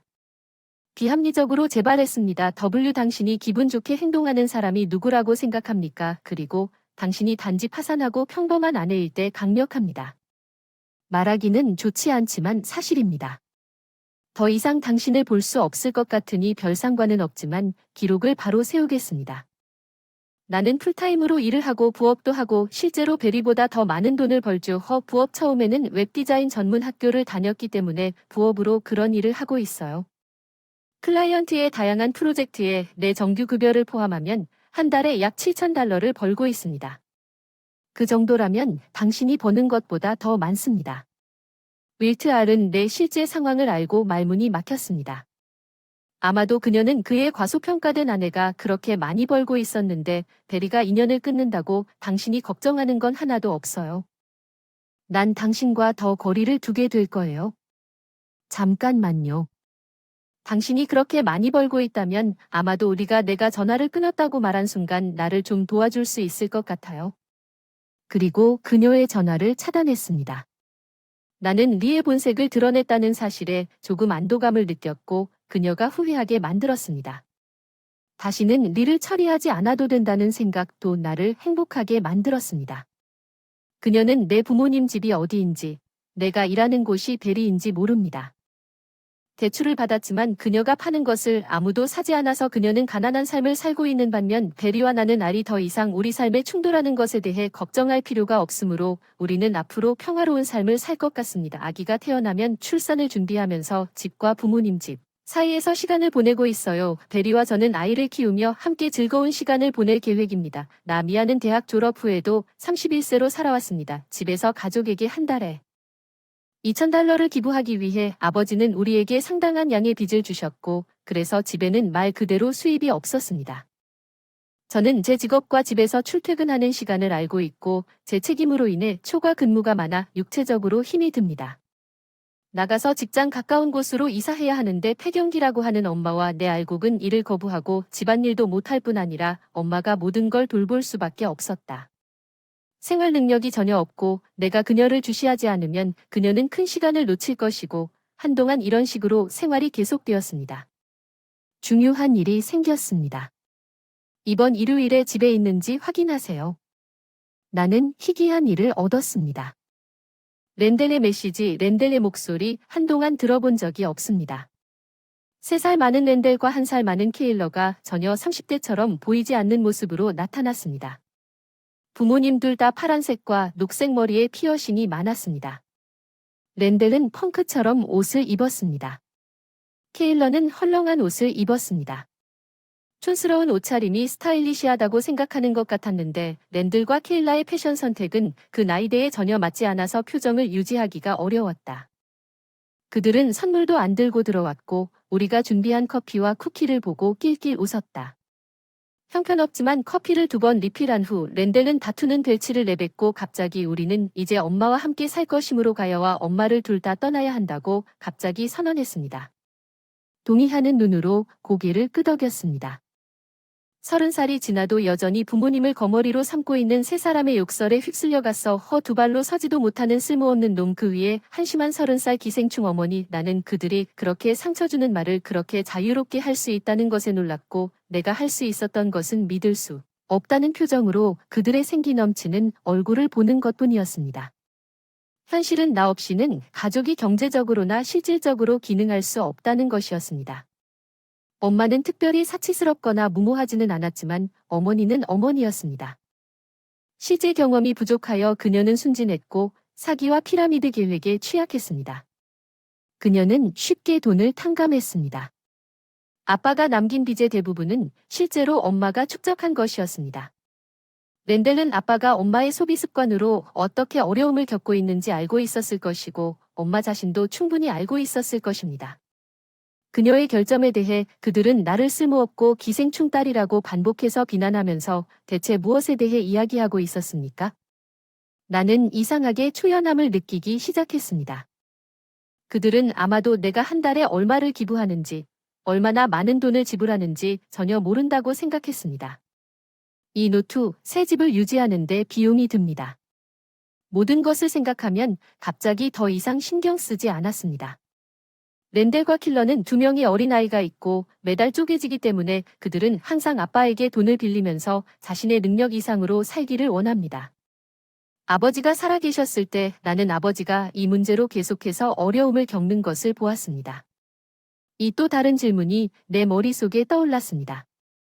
도와달라고 손가락 하나 까딱하면 랜델이 혼자서 그들 3명을 지지하게 되고 랜델은 나에게 큰아들이 엄마를 돌보는 것이 당연하다고 말했어. 엄마는 이 말을 정확히 듣고 소리쳤어. 구름이 갈라진 것처럼 시야가 맑아졌어. 그들은 미끼를 잡았어. 그래서 쉽게 엄마는 랜델과 케일러와 함께 살겠다고 재빠르게 말씀하셨어요. 정말 엄마는 전에 그들에게 장난을 당한 적이 있었나요? 랜델이 너무 좋게 들리면 보통 나쁜 소식이라는 걸 지금까지 배우지 않으셨나요?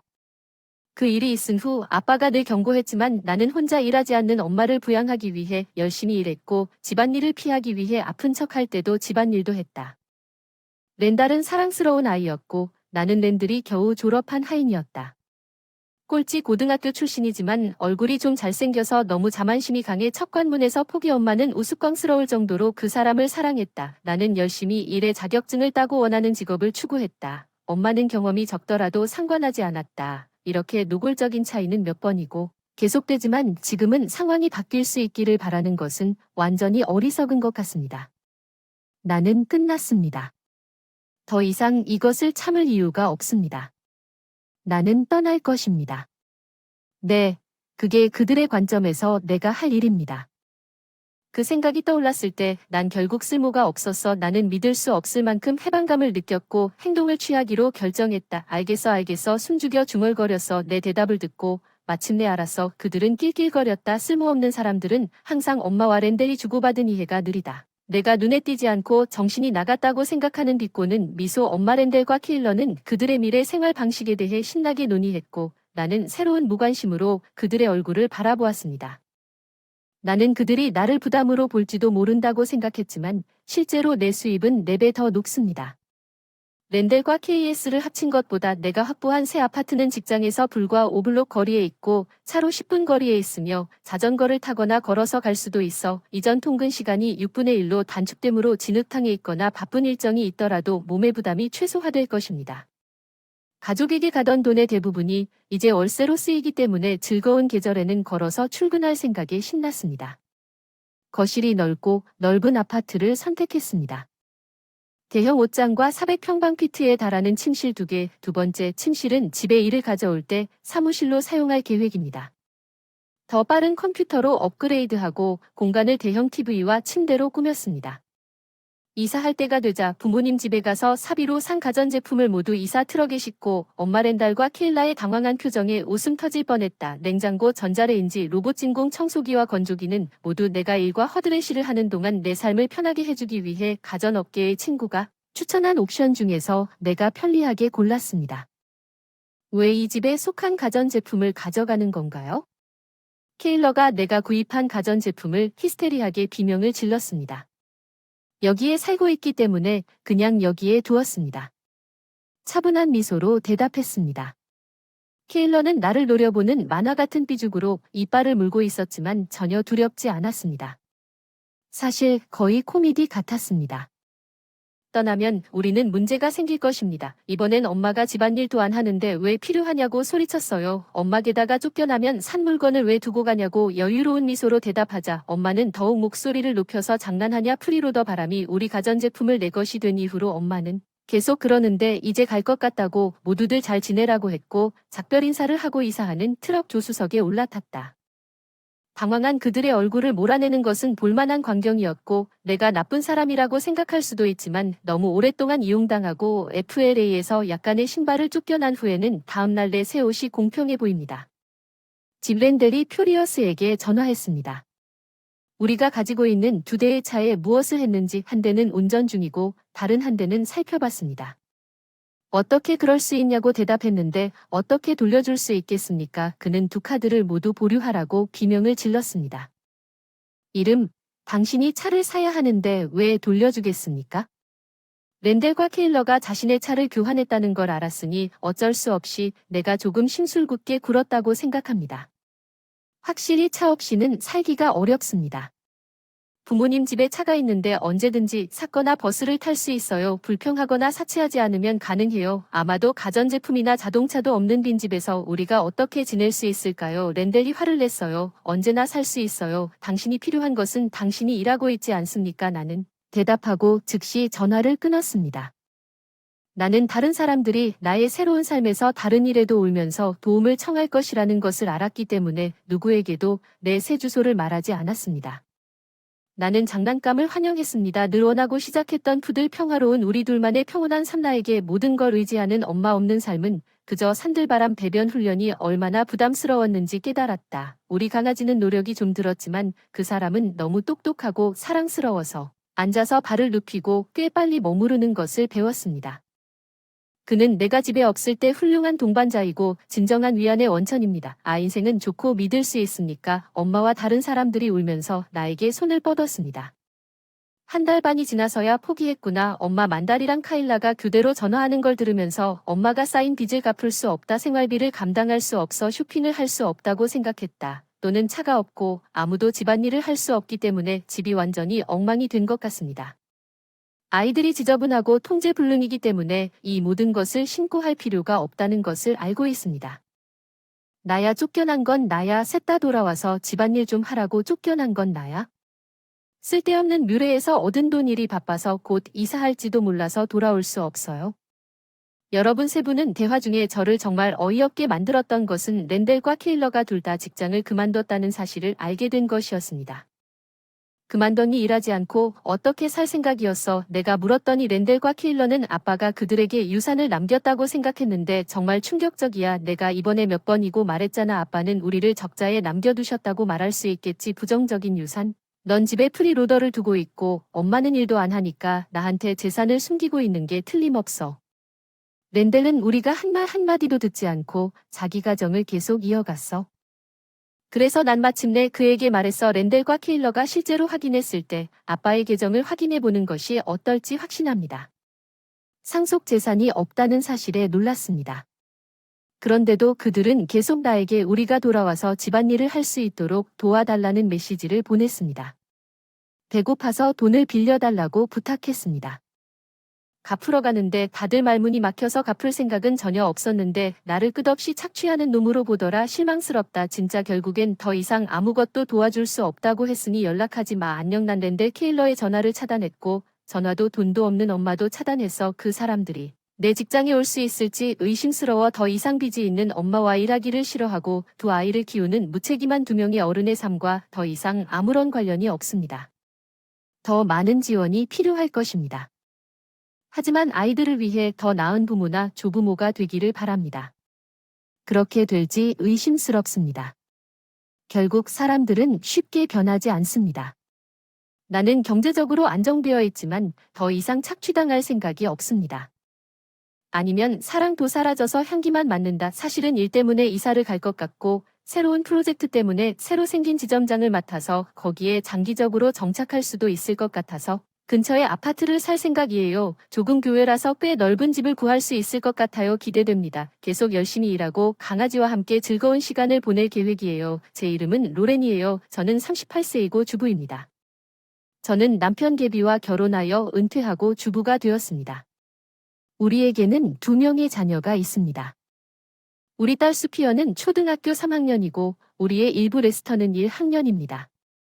동네 사람들이 모두 부러워하는 남편 먼저 아이들과 샤워하러 가세요. 벌써 뜨거운 물을 채워놨어요. 아 고마워. 평소 대화하던 중에 개비 핸드폰이 갑자기 울려요. 아빠 전화벨이 울려요. 엄마가 왔어요 하자. 나 대답해 안녕 안녕 개비 잘 지냈어. 개비가 전화기를 귀에서 살짝 떼어내고 눈살을 찌푸렸어. 내가 서 있는 곳에서도 티보의 목소리가 또렷이 들려. 엄마 목소리 좀 낮춰줄래? 귀가 아프구나. 아 그랬어? 그런데 큰 소리로 말하면 레스터는 어때요? 사랑스러운 손자들을 보고 싶어요. 시간이 좀 지났어요. 대보가 계속 대화를 주도해 개비가 눈에 띄게 짜증을 냈어요. 개비의 부모님 집은 이웃주에 있고 차로 2시간 정도 거리에 있어요. 크리스마스 때만 방문해서 만나요. 1년에 한 번씩은 이유가 있잖아. 미안 우리 저녁 먹을 시간이니까. 나중에 다시 전화할게. 뭐 기다리던 개비가 갑자기 전화를 끊고 다시 웃는 얼굴로 바뀌었지. 할머니 통화 중 아니었어? 나중에 할머니한테 전화할게. 배고파서. 샤워하고 저녁 먹자. 알았어. 개비는 소피어와 레스터와 함께 화장실로 향했어. 내 생각엔 개비가 아이들이 드버와 대화하는 동안 아이들이 듣는 것을 원하지 않았을 것 같아. 저녁 식사 후에 아이들이 잠들었을 때 개비가 데보어에게 솔직하게 전화했어요. 얼마나 오랫동안 저를 기다리게 할 겁니까? 일찍 잠자리에 들죠. 밤에 졸리거든요. 아이들에게 화난 얼굴을 보여주고 싶지 않았어요. 엄마, 왜 그러세요? 항상 레스터에게 집중하고 수피어에 대해 전혀 신경 쓰지 않습니다. 데보어는 정확히 성차별주의자는 아니지만 그녀는 확실히 여자보다 남자를 선호합니다. 그래서 그녀는 항상 수피어보다 레스터를 우선시했습니다. 수피어를 뒤로 미루는 거죠. 바보 같은 소리 하지 마세요. 수피어도 중요한 손자이지만 너는 남자아이는 특별하기 때문에 선호하는 것이 당연합니다. 심지어 소피아도 우리 가족이 남자아이와 여자아이를 차별하지 않는다는 것을 이해합니다. 그런 말을 하는 사람은 당신뿐입니다. 엄마 이러한 차별적 경향이 우리가 꺼리는 이유입니다. 시부모님 댁에 놀러가서 그래서 난 항상 너희가 따로 사는 게 싫었어. 렌이 그들을 망치고 제대로 교육도 안 시켜주겠지. 히읗개비도 로렌 때문에 변했구나. 이 말에 조금 웃지 않을 수 없었다. 데보어는 텍스세비가 아니라는 것과 그녀의 통화가 스피커폰으로 이루어졌다는 것을 알고 있었습니까? 나는 모든 단어를 들을 수 있었지만 그녀는 단서가 없었습니다. 나는 그녀의 SN 댓글을 모두 크고 명확하게 듣고 있었습니다. 로런은 당신이 방금 전화가 말도 안 된다고 말한 모든 것을 들었습니다. 너한테서 오는 소리라 그 사람이 내 말을 들을 수 있는 방법은 전혀 없어. 사실 내 목소리가 너무 커서 내가 전화기를 귀에 대고 있는데도 새어나오고 있어. H 추수감사절에 뭐 하는지 신경 쓰지 마. 잘 지내냐고 왜 물어? 휴가를 가시면 10일간의 휴가를 가질 수 있습니다. 방문할 수 있어야 합니다. 그러면 주간 테이블 라이트 TV쇼에서 그런 내용을 보신 것 같습니다. 가능하다고 해서 그런 일이 일어나고 있다는 뜻은 아닙니다. 주중에 일이 있어서 할 수 있는 건 아닙니다. 10일 동안 쉬지 말고 핸즈프리 하라고 하는 드보르의 날카로운 목소리가 휴대폰에서 울려 퍼졌다. 개비와 나는 시무룩한 표정을 지었다. 개비는 나를 쳐다보며 우리는 어떻게 해야 하느냐고 묻는다. 그녀는 아마도 긴 휴가라서 우리가 올 수 있다고 생각했지만 우리는 할 수 없었다. 쉽게 예라고 말하세요. 우리가 티보어와 좋은 관계를 맺었다면 생각해 보겠습니다. 다시 전화하겠습니다. 안녕. 잠깐만요 개비. 지금 당장 대답이 필요해요. 개비는 즉시 전화를 끊고 나를 보았습니다. H가 되려면 어떻게 해야 할까요? 솔직하게 말하면 우리는 쉽게 거절할 수 있지만 항상 우리를 배려해주는 클라이브가 있고 아이들도 그를 보길 원하기 때문에 데보라의 이기적인 요청을 즉시 거절하기가 어렵다고 클라이브가 그렇지 않아서 안타깝습니다. 맞습니다. 레스터와 소피아는 엄마를 보고 싶지 않다고 계속 말하지만 아빠는 보고 싶어 합니다. 우리가 시에라이를 보러 가면 아마도 그것에 대해 정확히 듣게 될 것입니다. 게다가 소피아가 걱정됩니다. 과거에 우리가 크리스마스에 집에 갔을 때 엄마가 엄마에게 무엇을 했을지 우리는 항상 아이들이 어리다거나 다음날 계획이 있다는 이유로 당일치기 여행을 갔지만 그 짧은 시간에도 드보르는 렌처럼 차별적인 칭찬을 합니다. 너무 말랐어. 그 사람을 좀 살찌게 했어. 소피아 잊어버려. 렉터에게 간식을 줘. 그래서 난 당신이 별거 하는 것을 반대했지만 개비는 항상 그녀를 견제하려고 노력하지만 효과가 없는 것 같아 한 번 참아왔습니다. 지금까지 1년 동안 우리가 포기하면 그 사람은 흥분해서 더 많이 벌게 될 거예요. 나중에 잘 가세요. 당일치기 여행이면 뭐 괜찮을 것 같아요. 클라이브는 항상 우리에게 잘해줬어요. 그 사람에게 약간의 호의를 베풀어도 상관없어요. 알았어. 하지만 무슨 일이 생기면 즉시 나에게 말해야 해. 알았어. 우리 대화는 밤 10시가 넘어서 끝났어. 답변을 주셨는데 오늘 밤에 다시 전화할 계획이었는데 좀 더 일찍 하셔서 언제 오실 건가요?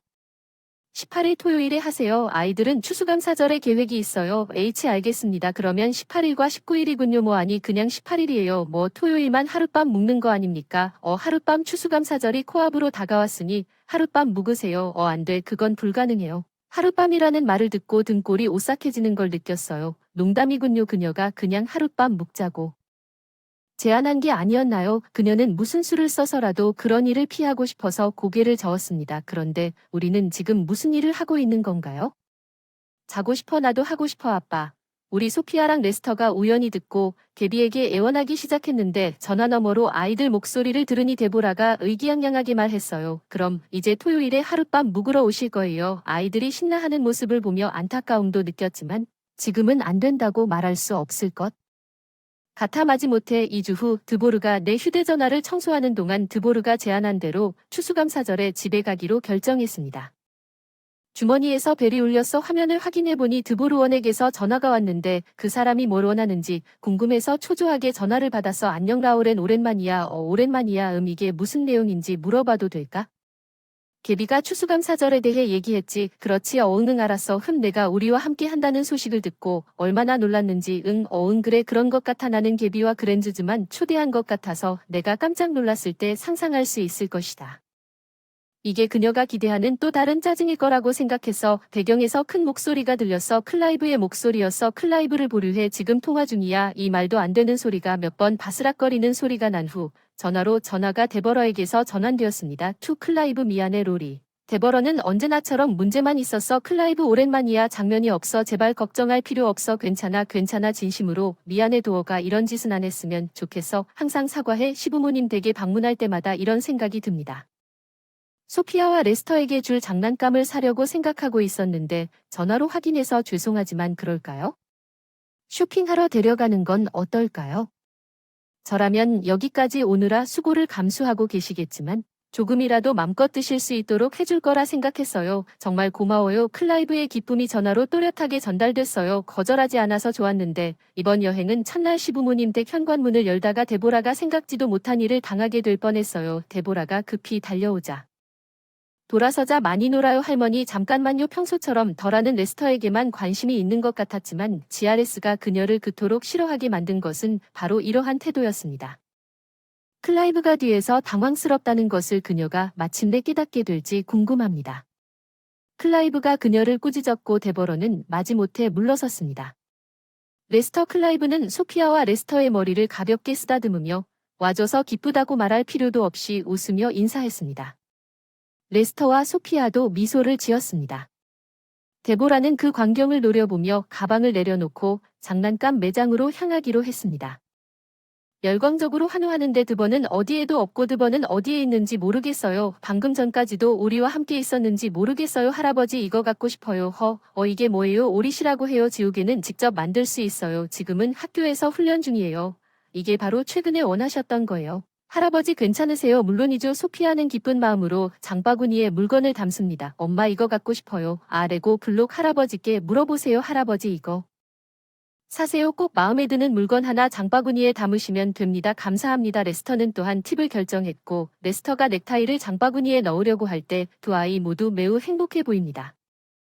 말문이 막혔어. 이게 다 할머니가 고른 거야. 다 재미있어 보여. 안 그래? 야, 왜 혼자 이러는 거야? 아, 괜찮아. 그냥 사주자. 아니, 안 괜찮아. 두 사람에게 하나씩 약속할게. 응, 너도 소피아 사려고 하는구나. 데보라가 소피아를 노려본다. 겁먹은 표정으로 뒤로 물러나 IND 내 뒤에 숨었다가 데보라가 장바구니에 시선을 집중하다 갑자기 오리실을 잡고 소피아에게 밀고 나서 소피아를 주고 레스터에게 더 사자. 이 가방은 나이가 많으니까 할 수 있지 않나? 소피아가 울 것 같은 표정을 하고 목소리를 높이자 얼굴이 붉어진다. 도대체 무슨 말을 하는 거야? 데보라 어깨를 흔들면서 그만해. 부끄럽다. 나를 당황하게 하다. 다른 손님들이 보고 있다. 당황해야 할 사람은 당신이에요. 감히 소피아 클라이브에게 이런 짓을 하다니. 소피아는 무서워요. 클라이브는 즉시 정신을 차리고 소피아에게 미소를 지으며 거의 울고 있는 소피아의 머리를 쓰다듬으며 나라고 합니다. 미안 소피아. 할아버지는 더 이상 화내지 않으신다. 응 알았어. 발가락 사서 집에 가자. 걱정하지 마. 우리도 소피아 사야지. 소피아의 보답을 보고 바로 불쾌한 표정으로 삐친 드보르를 향해 시선을 돌린다. 응원해?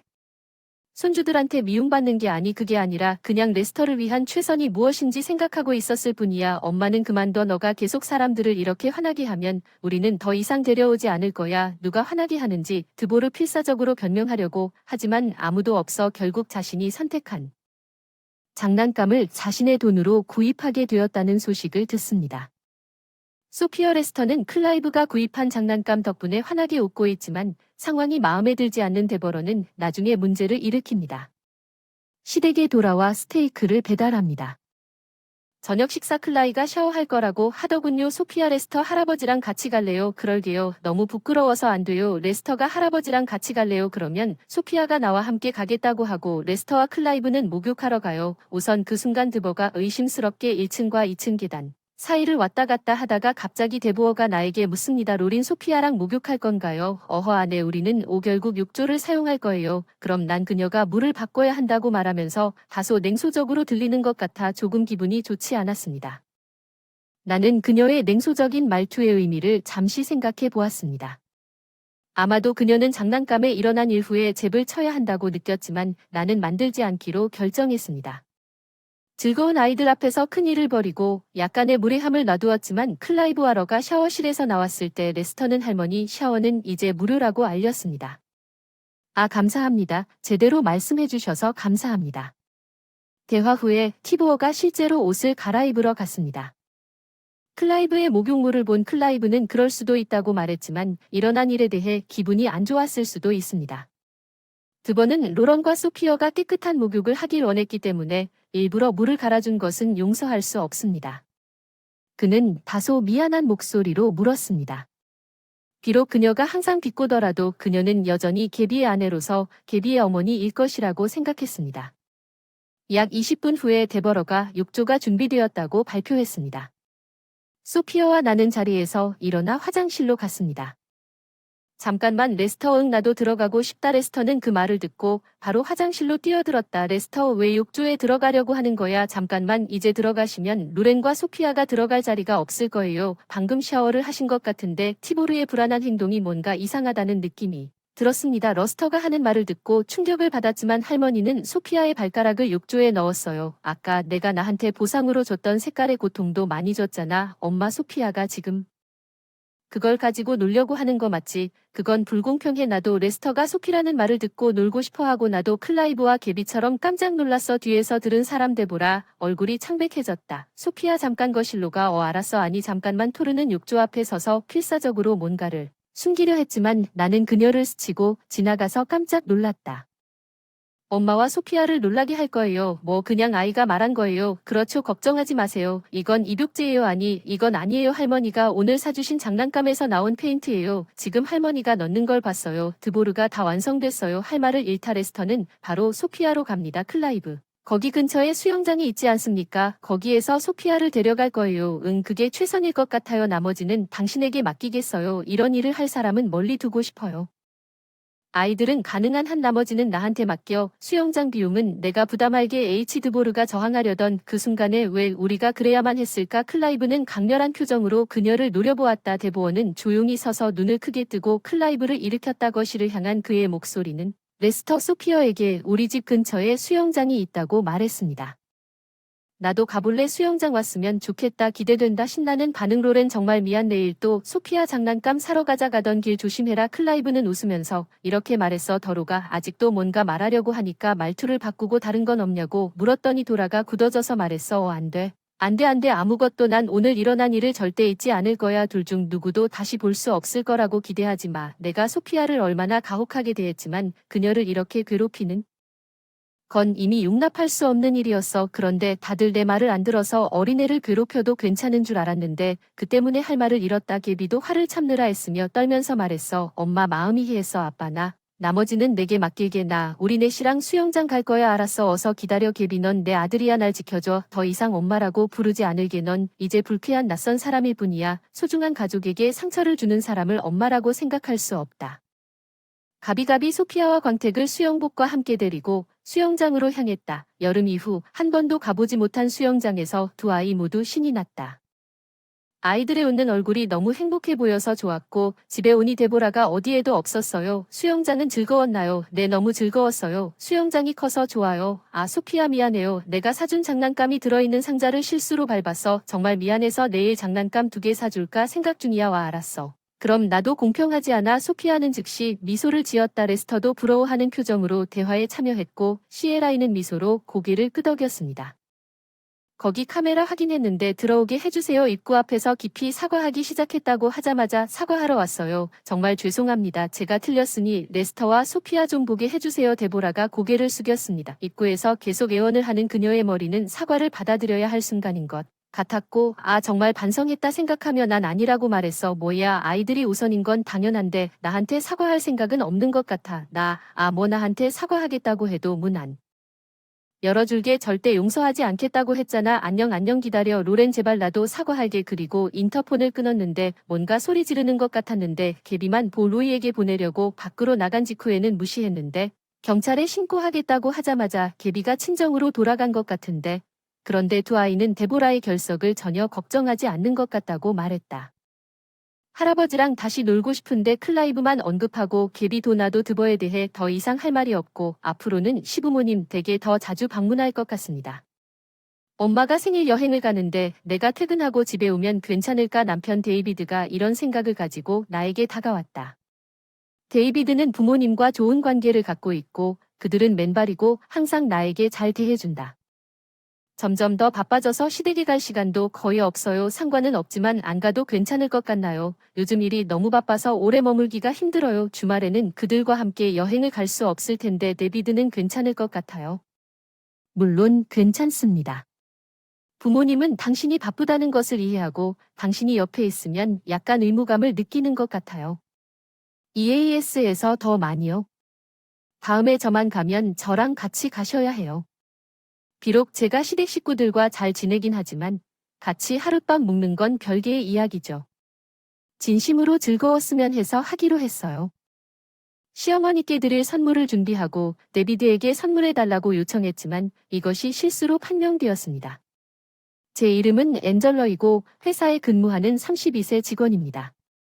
데비드를 3년 전에 만났습니다. 그리고 우리는 결혼했습니다. 우리는 아이를 갖는 것에 대해 생각해왔지만 제 직업은 너무 힘들어서 그 부분을 진전시킬 수 없습니다.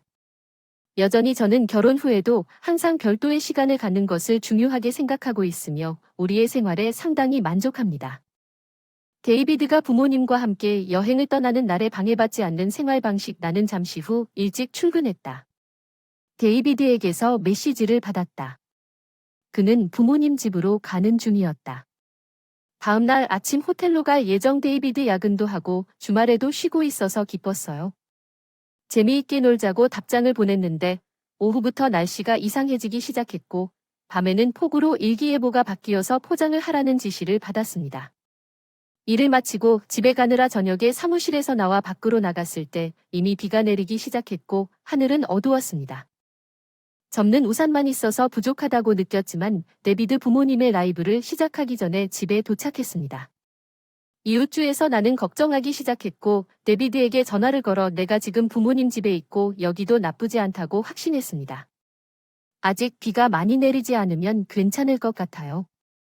때로는 일기예보가 과장해서 말하면 실제로는 그렇게 비가 내리지 않을지도 모르지만 연로하신 부모님이 걱정됐지만 데이비드가 거기 있었고 무슨 일이 생기면 전화할 거라고 생각해서 조금 안도했지만 밤이 깊어질수록 비는 더 굵어지고 밖을 보니 맑아졌다. 날씨가 꽤 험해서 나가지 않는 게 좋을 것 같아 불안한 마음으로 TV를 켰는데 데이빗 부모님이 사는 지역에 비가 많이 내리는 것 같아 날씨 뉴스를 보다가 장면이 릴레이로 전환됐다. 화면은 데이빗 부모님이 사는 도시였고 패닉 상태에 빠졌어요. 데이빗에게 전화를 하려고 했는데 아무리 전화를 걸어도 연결이 안 됐어요. 문자를 보냈는데 답이 없었어요. 걱정돼서 시어머니께 전화했어요. 법률과 충격적인 진실은 벨이 몇 번 울리고 나서야 드러났습니다. 엄마 뉴스에서 봤어요. 괜찮으세요? 감사합니다. 안젤라 여긴 꽤 심각한데 보호소에 갈까 말까 고민하던 중 비가 범람해서 좌초됐어요. 집 문 앞까지 가는데 대피소까지 걸어갈 수가 없었어요. 집에 차가 없어서 집 2층으로 피신했는데 제가 엄마한테 그랬을 때 데이빗이 차를 몰고 오는 게 아니었나요? 시어머니는 혼란스러워하며 데이비드가 여기 온다고 하더군요. 우리가 천천히 문제를 정리하는 동안 우리 대화가 정렬되지 않은 것에 대해 아무런 알림도 받지 못했습니다. 시어머니는 데이비드가 집으로 향하고 있다고 생각한 것 같습니다. 비 때문에 걱정이네. 아니 내일부터 너희들과 여행을 가기로 했었지. 아침에 출발한다고 해서 오늘 가려고 얼마 전에 도착했다고 해서 여행 뭐야? 이쯤에서야 이해가 됐지만 지금은 시댁 걱정이 더 컸다. 시어머니께 필요한 물건을 챙겨오라고 하고 차에 올라탔다. 캠핑을 즐겨해 산길도 자주 다녔다. 그래서 결혼하기 전에 험난한 지형에 적합한 차를 샀습니다. 결혼한 후에 차를 팔까도 생각했지만 데이비드가 업무용으로 사용하기 때문에 굳이 팔 필요를 느끼지 못하고 계속 사용했습니다. 최근에는 캠핑을 하지 않았습니다. 그래서 차를 많이 사용하지 않았지만 이런 때 유용할 거라고는 생각도 못했어요. 1시간쯤 지나 시댁에 도착했는데 비가 조금 가늘어지는 것 같았지만 언제 비가 올지 불확실했습니다. 또 다시 상황이 악화되었고 근처에 강물이 불어났다고 합니다. 우리는 가능한 한 빨리 그곳에서 벗어나야 했습니다. 시댁 식구들에게 빨리 차에 타라고 말하고 도착하자마자 집으로 데려왔습니다. 나는 긴장을 풀고 있는 듯한 차를 마셨습니다. 나도 마음이 편해졌고 시아버지가 안젤라에게 말을 걸었다. 안젤라, 당신이 해준 모든 일에 대해 아무리 감사해도 모자라지만 데이빗에게도 연락이 안 되고 무슨 일인지 알고 싶어도 연락할 수 없다. 이때 거짓말을 했어요.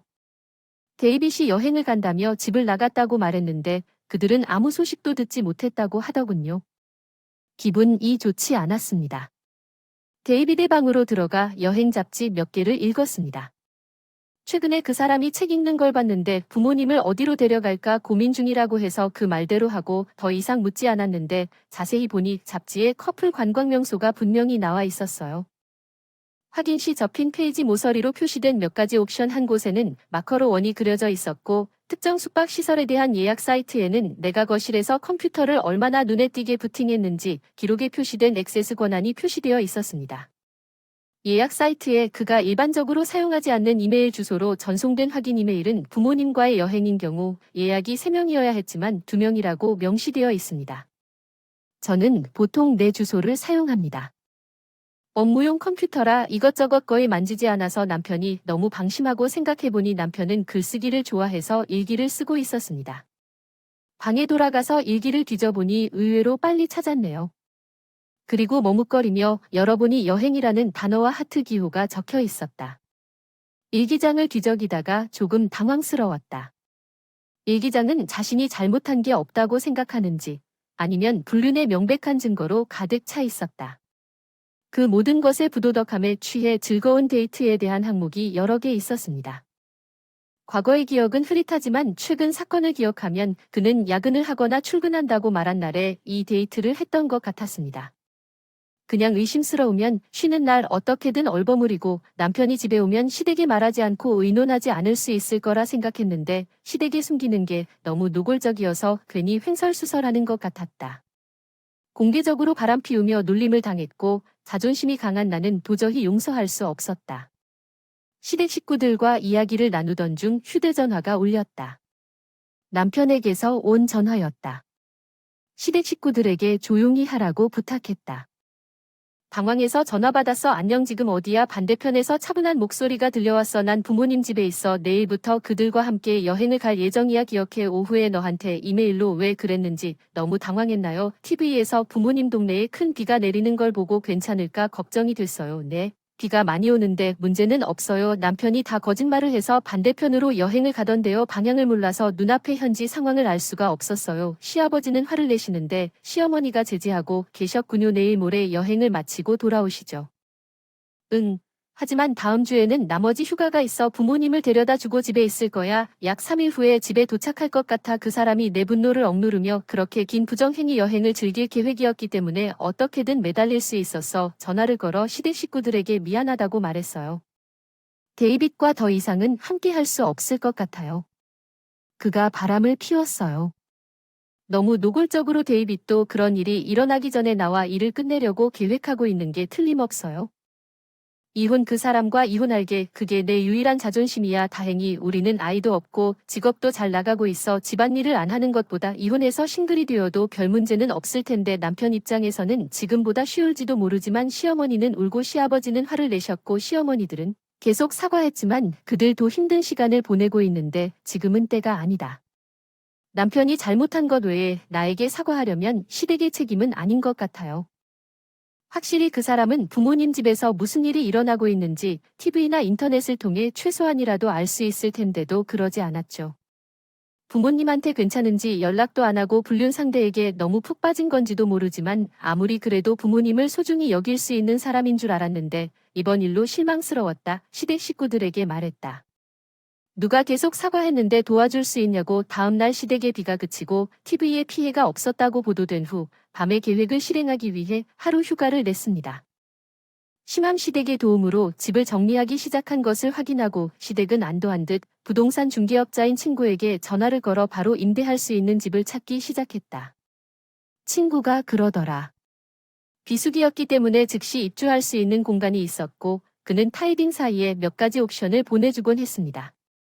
이사회사에 연락했는데 그것도 비수기였기 때문에 그들은 다음날 나를 옮겨줄 수 있다고 말했습니다. 상황이 빠르고 운 좋게도 진행되었습니다.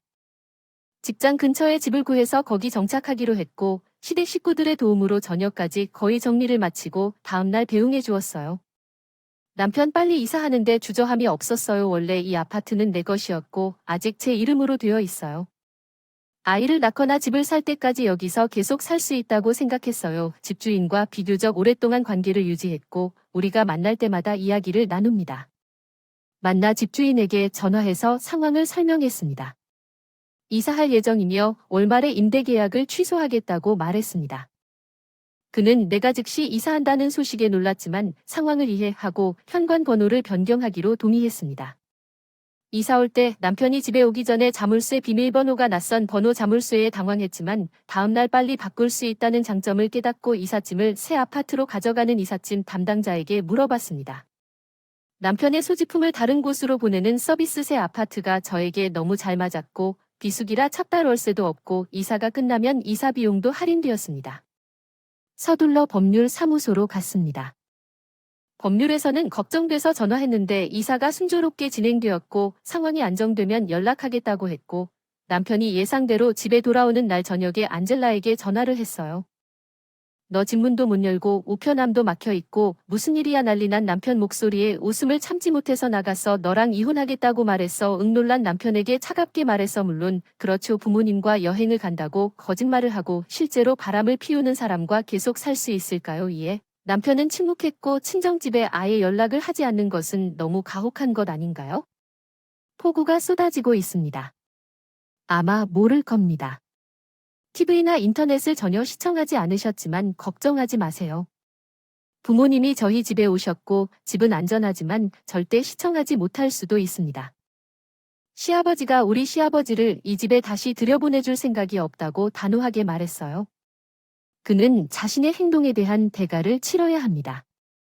잠깐, 무슨 일이 일어나고 있는지 어떻게 해야 하고 내 소지품은 어디에 있습니까?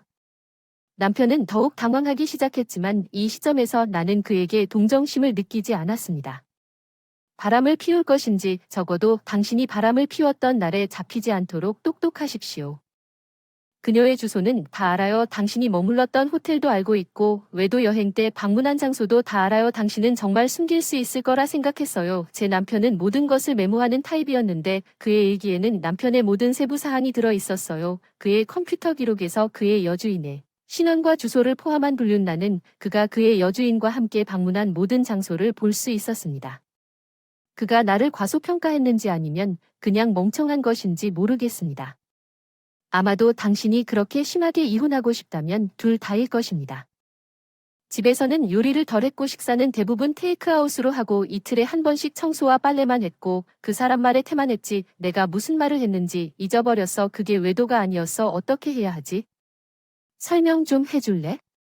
집안일을 나한테 다 떠넘기면서 나한테 탓하냐?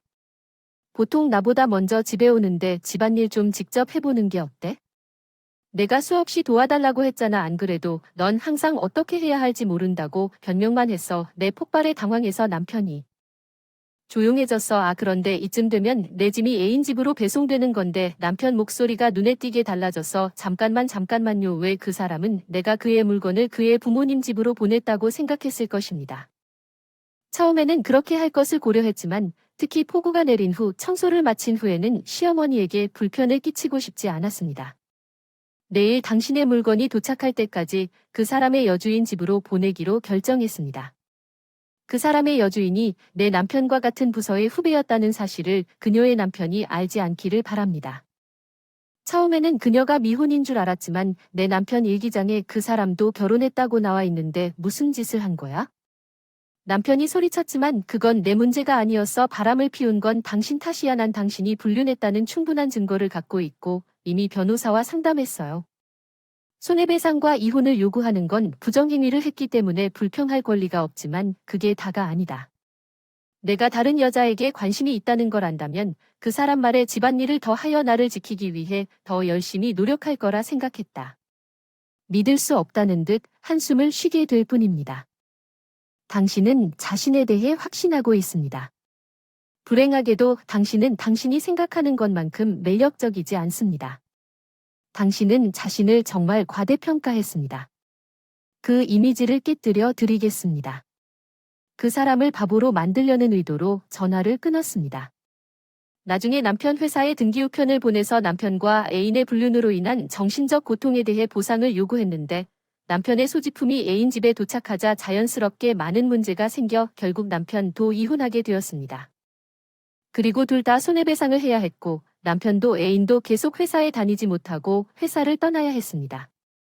저는 별 문제 없이 이혼하고 손해배상을 철회했기 때문에 그 이후의 일은 잘 알 수도 신경 쓸 수도 없습니다. 하지만 명절에도 여전히 나에게 선물을 보내는 전 시댁과 연락을 유지하고 있다. 전 남편이 돌아왔다고 들었지만 심지어 집에 들어오는 것도 허락하지 않는다고 분명히 말했다. 그 사람이 어디 있는지 무엇을 하고 있는지도 모르죠. 제가 독신 생활로 돌아오면서 집안일과 요리만 하면 돼요. 맥주와 안주만으로도 전보다 더 포만감을 느낄 수 있는 날.